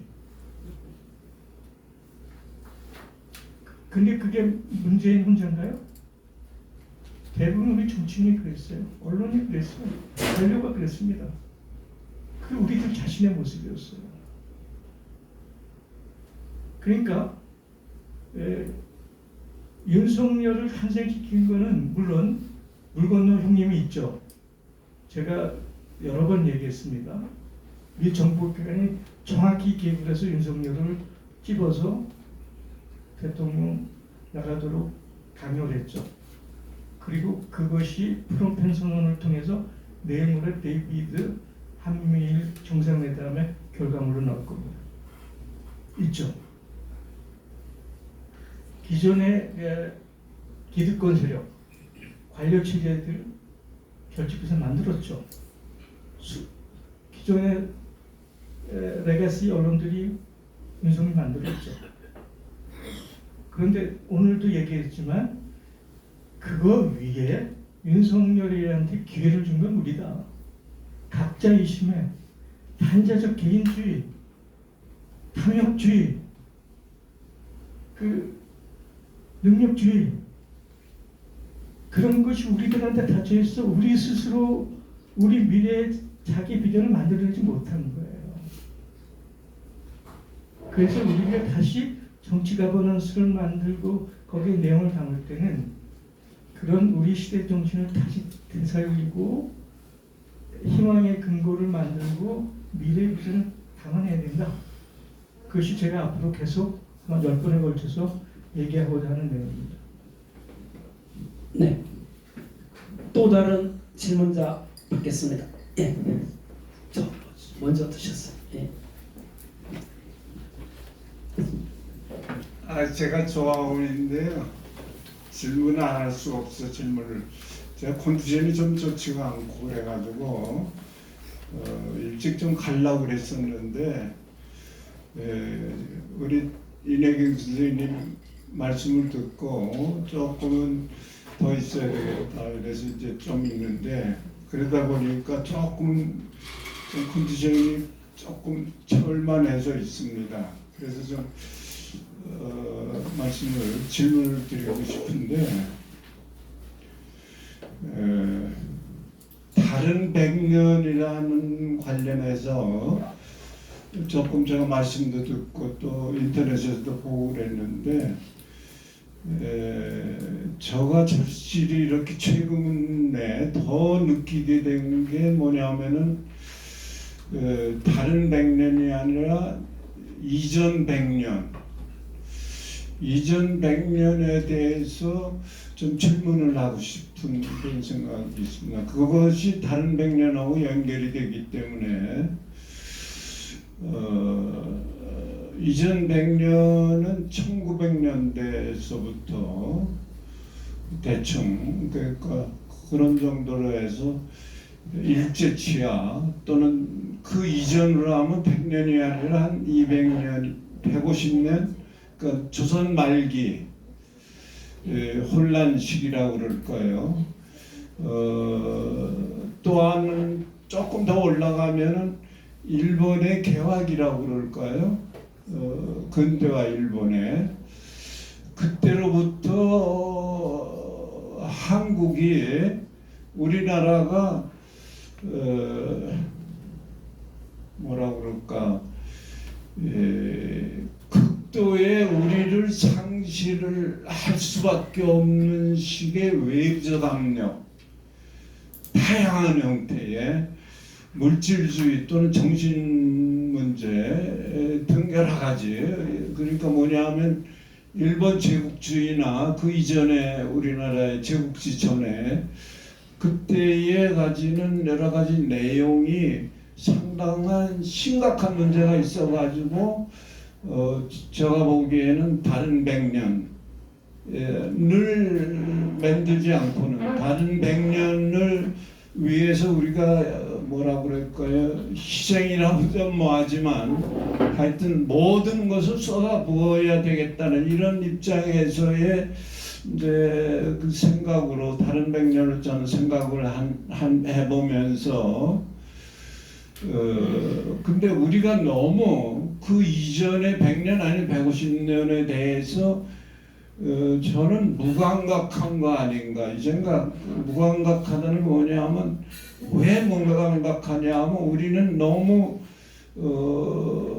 비판적 의식이 아니라고 그럴까요? 아니면은 판단력이라고 그럴까? 이런 거에 부정적인 요소에 빠져 있다. 모두가 지식인으로부터 더욱 그렇다. 지식인들이 그 이유가 뭐냐 하면 인지능력 지금 현대 사회의 국내가 다 너무 많은 걸 알고 너무 많은 정보를 갖고 있고 이래가지고 이래 그게 순기능을 하는 게 아니라 역기능을 해서 혼란 사회로 가게 이렇게 그래서 말은 망조로 들어간다 그럴까요? 그래서 이 얘기를 우리 윤 선생하고 얘기를 했는데 그 러시아의 작가 잠수함 작가 이름도 모르고 그 소설 제목도 기억이 안 잠수함 관계인데 잠수함의 그 안에 산소 공급 상태의 여부를 알기 위해서 토끼를 기른다고 그래요. 그래서 토끼가 산소 상태가 몇 프로 이하 되면은 그러니까 막 지랄을 하고 버틸 수가 없으니까 그런 상태가 됐을 때 이게 산소가 지금 적어지는구나 그래가지고 그 변화를 일으킵니다. 그래서 왜 이 예를 들냐 하면은 토끼가 그렇게 발광을 하고 산소가 적게 생각하는 거는 그 어떤 생명력과 관련이 있는 건데 그거는 행동으로 표현하는 거다. 그냥 행동으로 말이나 단어나 이게 아니고 행동으로 표현한다는 건 뭐냐면 행동이 곧 인식의 출발점이다. 인식의 계기를 만드는 거다.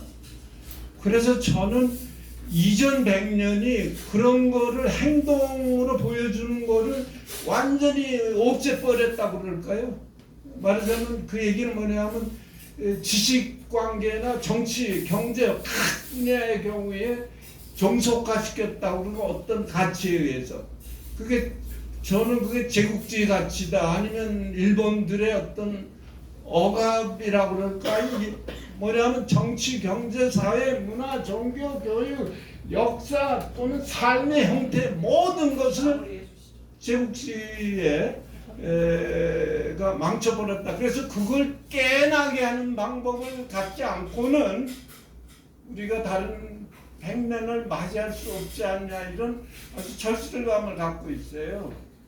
그래서 그거 누가 언제 어디서부터 어떻게 해야 되냐. 그리고 하나 더 얘기를 플러스 안 나오면 혼자서 갖고 안 된다라고 저는 봅니다. 왜? 에너지의 한계가 있기 때문에 더불어 함께 하지 않고는 윤석열이 정권이 됐건 세계 패권주의 제국주의가 됐건 이거 하나도 해결을 못한다라고 생각을 합니다. 그러니까 그런 거를 해결하는 뭔가가 있어야 다른 100년을 준비할 수 있는 거 아닌가. 그래서 그 질문을 좀 저도 이제 잘 모르기 때문에 한번 여쭤봅니다. 죄송합니다. 너무 길었는데 질문 어떤 내용인지. 답변은 짧게 했습니다. 예. 우리가 역사를 얘기할 때 가장 주의해야 되는 것은 결정론적 사고입니다. 역사는 과거도 그렇고 현재도 그렇고 미래도 그렇고 결정된 게 없습니다. 결정적으로 가지도 않습니다.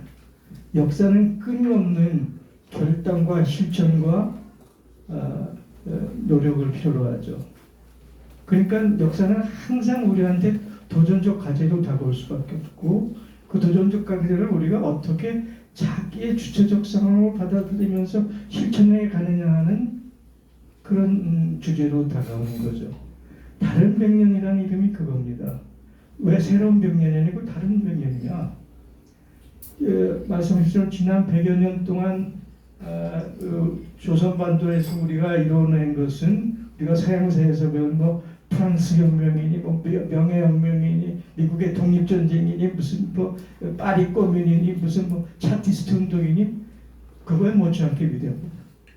우리 민족의 역사는 그렇게 위대했어요.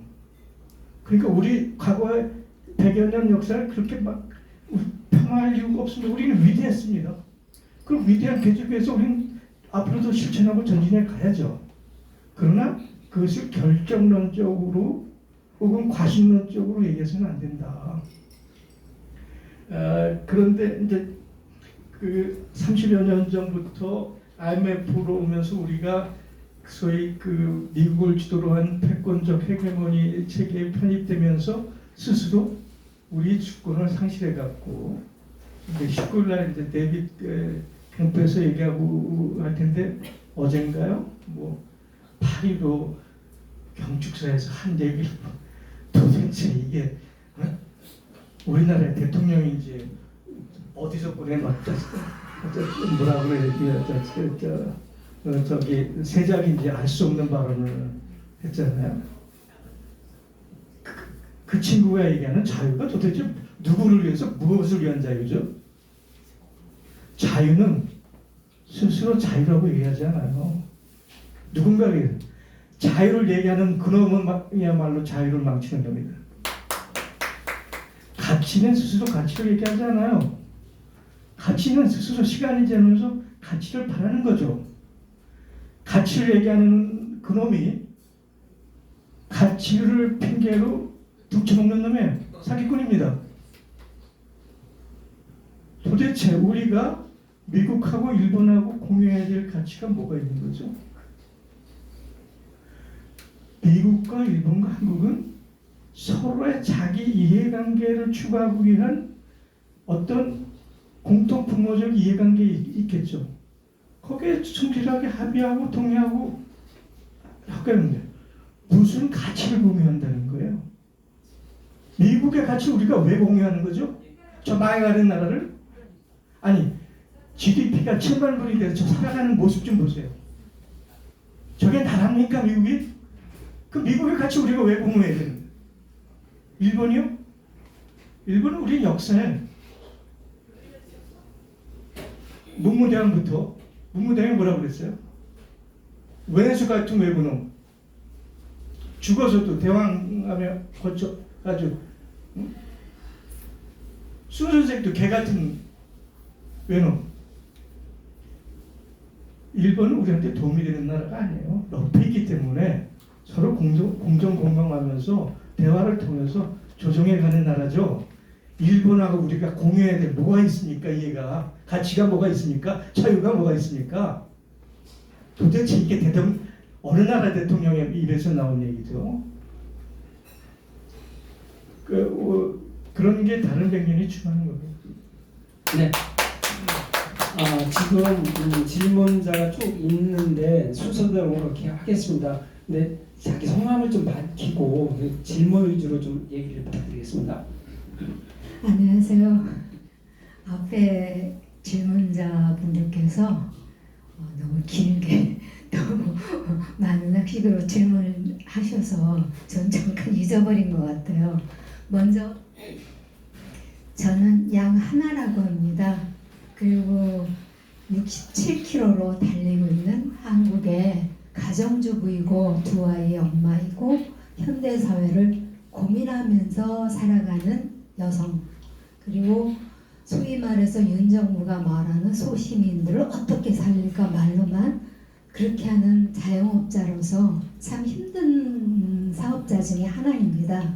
그럼에도 불구하고 이 선생님께서 강의를 하실 때 우리 한민족이 참 위대하다, 그런 자부심을 갖게 되어서 정말 감사하고요. 저는 좀 일천하게 질문 드리겠습니다.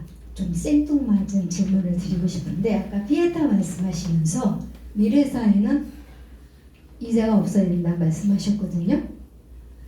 근데 제가 67km로 달려오면서 우리나라의 새로운 이자의 형태가 만들어지고 있는 거 아닌가라는 생각을 하게 되었습니다. 소위 말해서 내 집이 없거나 내 건물이 없으면 일을 할 때는 임대료를 주고 건물을 빌리죠. 공간을 빌리고요. 몇 년 동안을 지켜봤을 때 북촌마을로 이어서 이제 어떤 공간을 빌려서 사업을 할 때요. 이 건물주는 건물 하나만 있으면 돼요. 그리고 그 시세에 따라서 임대료가 오르고 내리고 하죠. 뭐 장사가 되건 말건 상관없이 임대료는 꼬박꼬박 내야 되죠. 그리고 그 건물을 사용하기 위해서는 막대한 인테리어 비용을 들여서 장사를 하게 되는데 조금 괜찮다 싶으면 그 사람을 내보내죠. 그런 형태가 계속 반복되는 것을 보았습니다. 그리고 어느 정권이 들었더라도 주택 문제를 이야기를 하는데 주택 사기가 쉽지 않죠. 1억을 얘기할 때가 10년, 20년 전에 1억, 그런데 지금 10억도 너무 작은 돈이거든요.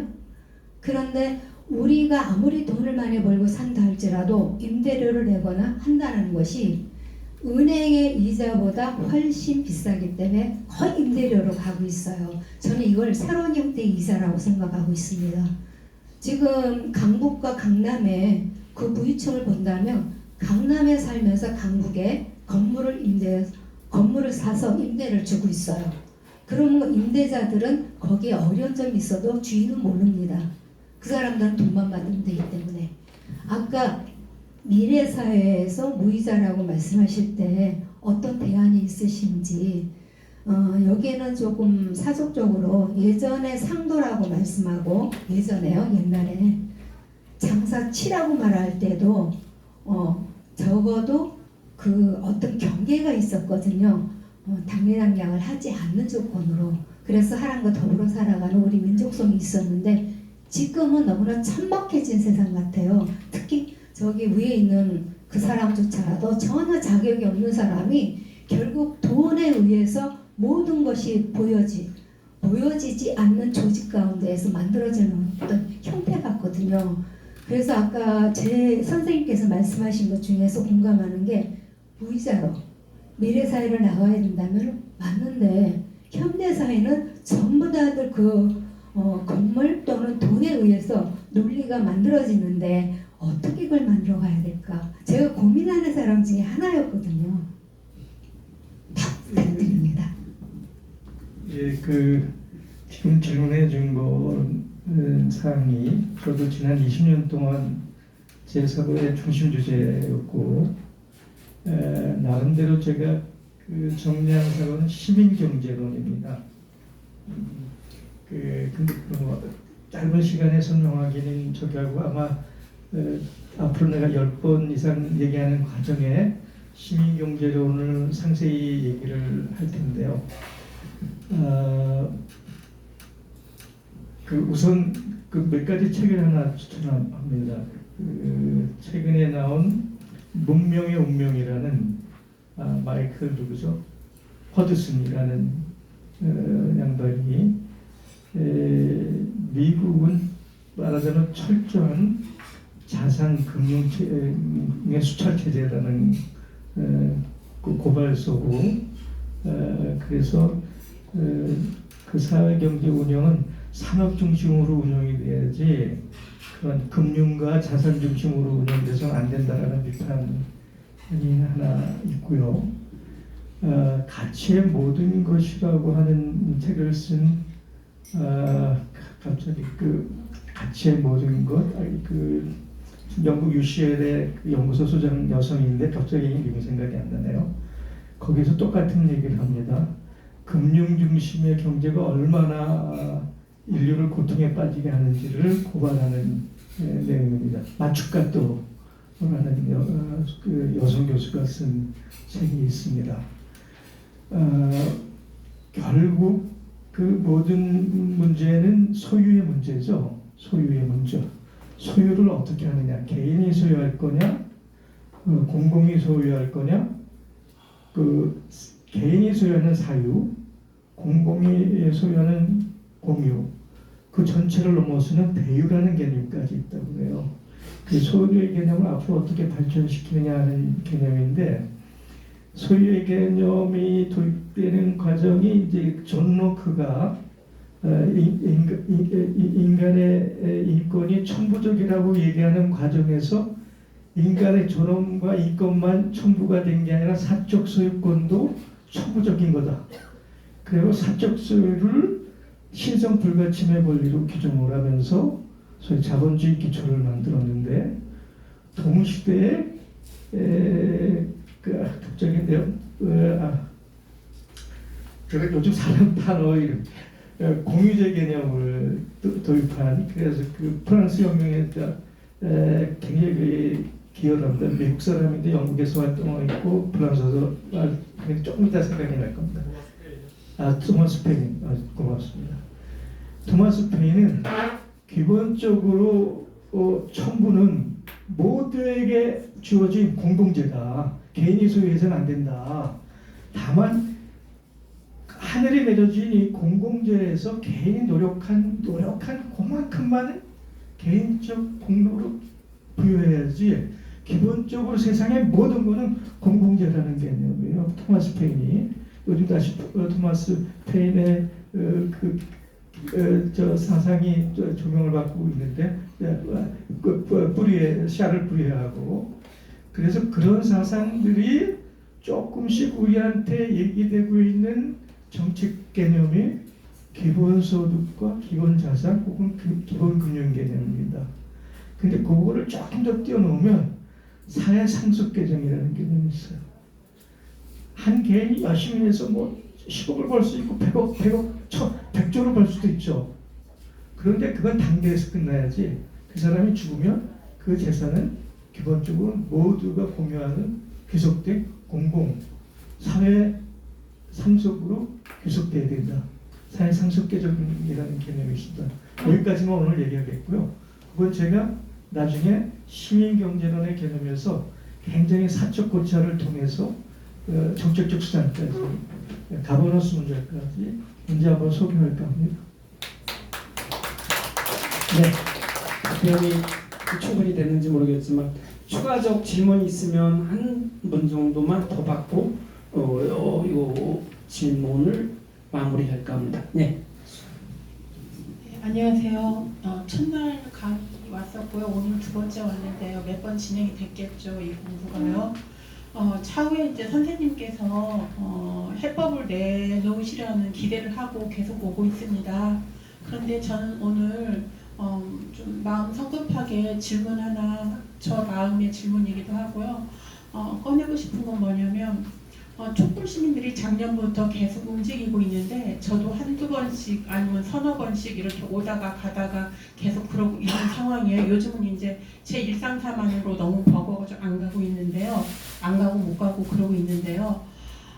전에 그 박근혜가 그 탄핵이 되던 때 촛불 시민이 이긴 것이다라는 우리가 착각을 하고 있었는데 지금 결과적으로는 그건 아니었던 걸로 토사구팽된 그런 대통령이다 기득권들에게 이렇게 이제 드러났는데 지금 촛불 시민들 그리고 이제 지난 주말에는 또 진보당에서 또 나와가지고 저도 그 대회를 한번 가보고 했었어요. 그런데 이런 방법으로 이 말도 안 되는 무능자를 해결할 수 있을 것이라는 생각은 저는 하지 않거든요. 그리고 그렇다면은 저의 해법은 과정은 제가 아카데믹하지 않아도 감각적으로 느끼고 있는 게 이래경 선생님이 말씀하신 것처럼 시민 권력만이 우리의 해법이다라고 저도 생각을 해요. 근본적으로. 네, 근본적으로 저희 육감에 그랬어요. 그래서 작년부터 제 슬로건 머릿속에 있는 게 뭐냐면은 생활 속에 내 정치를 해야 되는데 무엇을 해야 될지 모르겠다 이거 하나였고요. 또 하나는 사람들 어떤 카톡방이나 사람들 모임 군소 이렇게 개인적인 생활 속에서 그룹 있는 그런 그룹들에서 정치 얘기는 하지 말자. 그 영역은 성역이 돼버린 거예요. 근데 저는 그 부분에 대해서 작년부터 의문을 갖기 시작했어요. 대선 직전부터 답답하기 시작했거든요. 저는 아이들 키우면서 일상사에 매몰돼가지고 정치 뉴스를 들은 적이 없는데 작년에 대선 앞두고 몇 달 전부터 잠을 못 자는 거예요. 스트레스가 너무 심해갖고 이 결과가 내가 원하는 쪽으로 안 가면은 우리 사회가 굉장히 나락으로 갈 거다라는 육감 때문에 고통스러워서 잠을 못 잤는데 지금 현재 그런 상황에 살고 있어가지고 너무너무 난감하고요. 그랬을 때 군소한 그런 사람들이 모였을 때 정치 얘기는 하지 말자. 이 부분이 너무 신앙처럼 우리 개개인들에게 뼛속 깊이 다 들어가 있어요. 일상 속에서 진짜 독이라고 생각을 하거든요. 이 독을 어떻게 우리가 한 번에 어느 한 사람 한 사람 다 그거 각계격투해서 싸워가고 되는 일이 아니거든요. 뭔가 사회적인 붐으로 그거는 말도 안 되는 신화다. 말도 안 되는 명제고 우리는 그 명제에 의해서 지금 질식되어 있고 마비되어 있다라는 그 부분에 대해서 나는 뭔가 노크를 해야 된다고 생각을 해요. 우리 시민들에게 너무 무력하고 그러니까 분당 어느 역에서 막 질주를 하면서 여러 사람 죽이는 사람 상해시킨 사람 있잖아요. 그 사람한테 누가 미친놈이라고 말을 안 해요. 그냥 뭐랄까 대리 시원함을 느끼는 그 소시민의 소박함이 숨죽이고 있는 거예요. 그러면은 이 상황에서 극단적으로 표현한다면 촛불 시민 혁명으로 이게 안 된다라는 대목에서 누군가 피 하나를 흘려야 숨죽이고 있는 기회분자들 소시민들이 일어날까? 너무 이건 말도 안 되고 폭력적이고 끔찍하고 패권주의적이잖아요. 상상 자체가 패권주의예요. 소시민의 패권주의거든요. 내 속에 있는 패권주의거든요. 내가 권력이 없어도 그건 아니다. 이런 상상은 아니고 그래서 결국은 일상 들어와서 더디 가도 제대로 가야 되고 더디 가도 제대로 가려면 시민 권력을 우리가 만들어야 된다. 저는 그 생각 때문에 이 자리에 사실은 왔어요. 내가 어떻게 이 말도 안 되는 이 세상에서 내가 어떻게 참여를 해야 될 것인가. 그 부분이 이제 차후에 이래경 선생님께서 짚으면서 우리하고 같이 뭔가 만들어지겠지만 일단은 오늘 당장 질식할 것 같은 저의 마음에서 정치 얘기하면 안 된다라는 이 신앙적인 이 명제에 어떻게 하지 협파할 것인지 이 부분에 대한 견해가 있으시면 좀 실용적인 정보 좀 주시기 바랍니다. 아까도 얘기했지만 그 역사를 수학법처럼 결과론적으로 보거나 그 당장의 성과로 접근하면 아무것도 이룰 수가 없죠.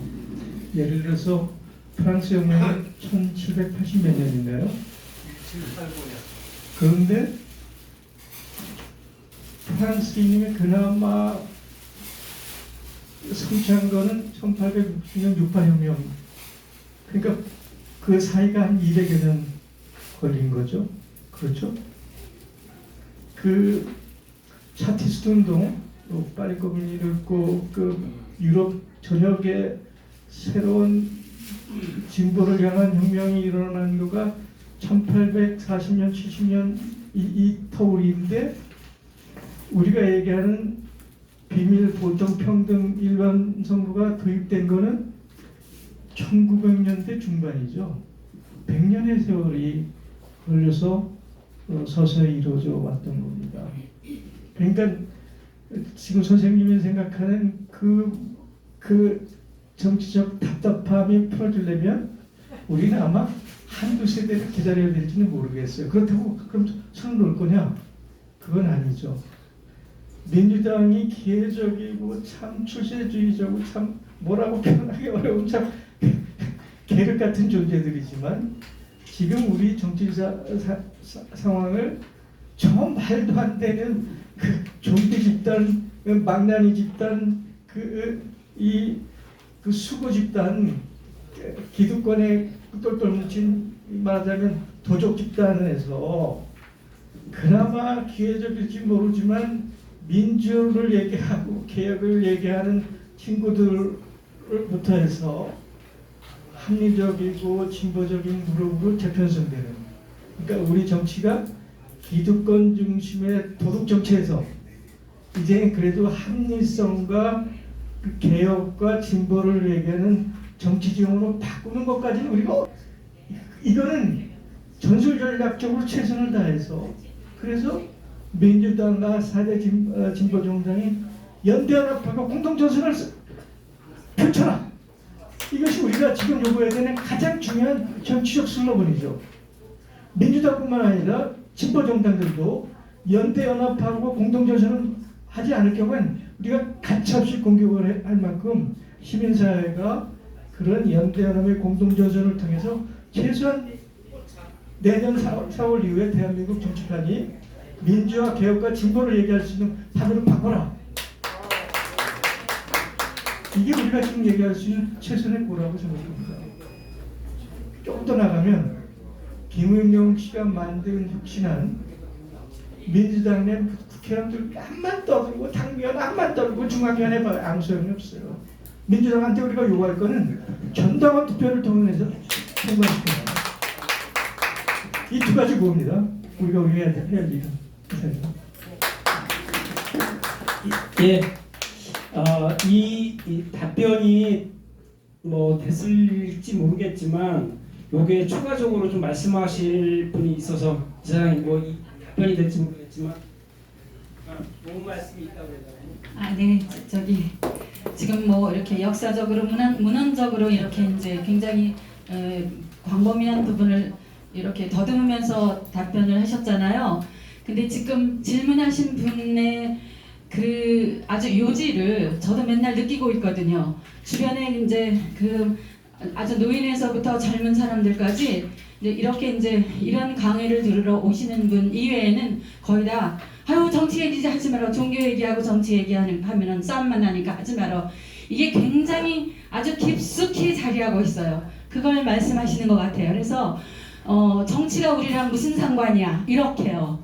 그래서 이것이 그분들이 말하자면 이 뭐라 그럴까 저기 뭐야 그 3S, 그러니까 스포츠 뭐 이렇게 스크린 또 섹스 뭐 이런 식으로 그 국민 우민화 정책의 하나로서 그분들에게 정치 얘기들은 못하도록 그런 식으로 퍼뜨린 거로 전 알고 있거든요. 네. 그래서 아까 진짜 이거 너무 쨍한 얘기인데요. 저희 남편이 옛날에 사도명 사건으로 잡혔다가 분위기 강하고 고생하고 했던 사람인데 완전 지금 흑화되어 있고요. 저희 자녀 2명도 굉장히 좀 똑똑한 놈들인데 흑화되어 있어요. 제가 흑화되었다는 표현은 선생님 얘기한 그런 부분. 너무 답답해서 내가 뉴스 얘기를 하면은 하지 말라고 근데 그 얘기를 왜 해? 뉴스 하면 뉴스 얘기 더 이상 하지 말라고 스트레스 받는다고. 다들 내 가족들 다 그러고요. 주변 사람들 너무 많아요. 그게 이제 현명하게 살아가는 방법이라는 식으로, 그러니까는 현실에 눈을 감고 그다음에 정치의 뉴스에 눈을 감고 이렇게 마비시켜서 말하자면 우리가 이제 정치가 어떻게 돌아가는지, 어떤 정치인이 똑바른 정치인인지 이것을 알 수 없게 하도록 하는 그 극우들의 아주 치밀한 작전으로 전 알고 있거든요. 그래서 아주 쉽게 그런 질문, 정치 얘기하지 말어. 정치가 우리랑 무슨 상관이야? 나는 그러면서 뭐라 그러냐면, 정치와 가까이 얘기하는 사람들, 그런 성향을 점잖지 못하거나 우아하지 못하는 그룹으로 이렇게 아주 매도하는 그런 경향이 있어요. 예, 이게 그냥 어쩌다가 만나는 게 아니라 굉장히 심하거든요. 그래서 지금 그것을 지적하시는 것 같아서 전 그럴 때마다 정치는 밥상과 직결되어 있다. 그렇기 때문에 누구나 정치를 아주 소상히 알아야 되고, 정책이 어떻게 실시되고 그다음에 어떤 정치인이 어떤 발언을 하고 어떤 주의를 갖고 있는지 이것을 소상히 알아야 우리가 다음 정치인을 확실히 제대로 뽑아서 나라가 정치가 제대로 갈 것이다. 천만의 말씀이다. 아주 정치를 똑바로 아셔야 되고 그 다음에 그 매몰된 뉴스가 아닌 제대로 된 언론을 접하고자 굉장히 노력해야 된다. 그걸 굉장히 역설하고 다니거든요. 네, 감사합니다. 네. 그리고 아까 그 고질적 난제 연구소에서 말씀도 하셨잖아요. 잘못된 것을 고쳐야 된다. 그렇게 얘기를 했는데 이것도 마찬가지거든요. 정치 얘기도 하면 안 된다가 아니라 잘하는 사람한테는 손뼉을 쳐주고 잘못한 사람한테 잘못된 문제에 대해서는 서로 지적해서 그것을 고쳐나가야지 무조건 정치 얘기만 하면 싸운다든지 어디 조직적인 아까 여러 가지 난제가 있었는데 좀 싸우기만 물론 싸우는 것도 물론 비판적 싸움이 있겠죠. 그래서 그 잘못된 것은 개선하고 또 저 잘된 것은 서로 격려하면서 이게 발전되고 오히려 비판적인 것이 오히려 발전적으로 이렇게 나갈 수 있는 가능성이 높거든요. 그래서 아까 그 고질적 난제 연구소에서도 그렇게 얘기를 하셨지만 정치도 마찬가지라고 볼 것 같아요. 우리가 같이 얘기할 때 정치도 굉장히 지금도 이런 것도 이것도 정치잖아요. 이것도. 그렇지만 굉장히 우리가 대화로 열심히 풀어가는 이런 것도 있는 거죠. 싸움만 하는 건 아니고. 예, 추가적으로 질문 한 가지만 한 번만 더 받겠습니다. 없으면 시간이 다 됐기 때문에 마무리하고요. 예, 그만할까요 그럼요? 네. 예, 1분만 할게요. 1분만. 예. 아이고 옥천서 오셨는데, 아이고 예, 고맙습니다. 뽀뽀 패기. 예. 저기 최근에 제가 그 카톡에 400명이 있는 카톡에 들어가게 됐어요. 그 들어가가지고 말하자면 생활 속의 정치 얘기 있잖아요. 일상적으로 신문에 나오는 거 그런 거를 글을 올리는데 정치 여기에 하지 말라고 이러면서 이제 저한테 공격을 해가지고 그 직접 나를 초대한 그 주인 있잖아. 그 주인이 나한테 간접적으로 이제 전화를 걸어가지고 글 올리지 말라고 이래요. 예. 공개적으로 지도 그따 평을 써야지. 그래서 계속 올려버리니까 막 분란이 났어요 지금. 그 대유라는 카톡입니다. 대유. 이름이 대유인데요. 하여튼 지금 400명이 들어가 있는 방입니다. 뭐 미국에 있는 사람도 있고 뭐 하여튼 그런데 그렇게 조직이 돼가고 있어가지고 무슨 세상이 됐어요. 카톡 때문에. 네, 이상입니다.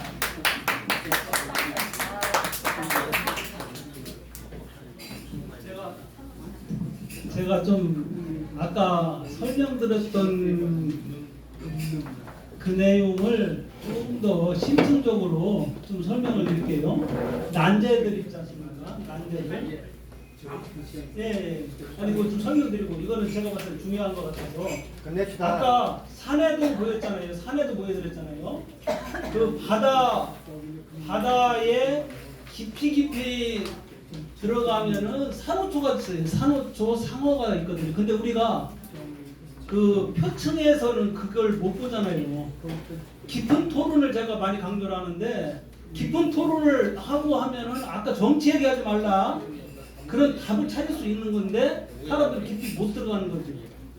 그뿐만 아니라 많은 고질적 난제들, 선생님이 아까 말씀하신 그런 저런 것들을 조금 더 깊게 들어가면은요, 바닥 깊게 그 원인하고 답이 나와요. 예, 해법이 나오거든요. 근데 사람들은 깊게 토론을 안 하려고 해요. 두려워하거든요. 그거를 가능하게 만들기 위해서 제가 지금 노력을 좀 하고 있는 거고요. 그 저는 스크립트가 좀 중요하다고 생각을 해요. 아까 선생님 말씀하신 계속 올린다는 거는 저는 해법이 아닌 것 같고, 소통을 하지 않는 것이 또 소통일 수도 있어요. 소통이 계속 말을 한다 해서 글을 올린다 해서 소통이 아니잖아요. 소통을 안 하면서 어떻게 저들의 공격을 대응할 거에 대한 차분한 고민을 해서 저 사람들이 이해가 되도록 만드는 거. 하나 예를 들면 우리 존경하는 우리 우위원장님을 제가 막 자랑을 했는데 그분이 깨어있는 분이었어요. 근데 아주 거부감을 갖더라고요, 우위원장님에 대해서. 왜냐면 천안함 자폭 그 발언하고 이것저것 때문에, 그래서 제가 이해를 시켰거든요.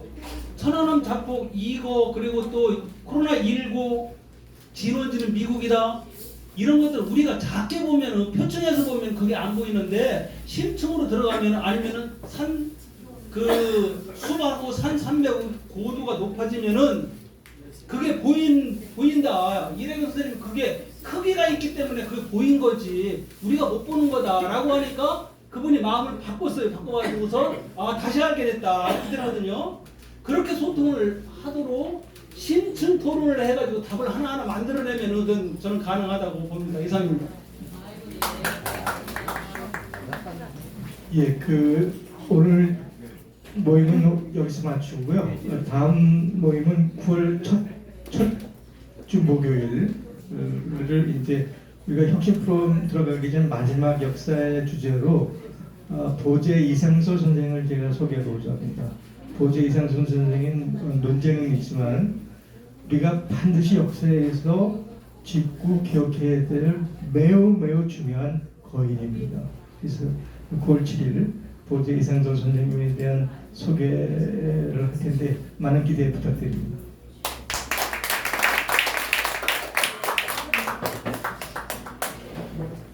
네, 이상으로 오늘 이래경과 함께하는 희망세상 프로젝트 한국 역사 속 오래된 미래, 우리 민족의 DNA, 이렇게 해서 오늘 열심히 토론하고 또 강의도 해주셨고 그랬는데 여러분들도 열심히 질문도 많이 해주셨습니다. 너무 고맙고요. 오늘 수고 늘 많으셨습니다. 예, 이상 마치겠습니다.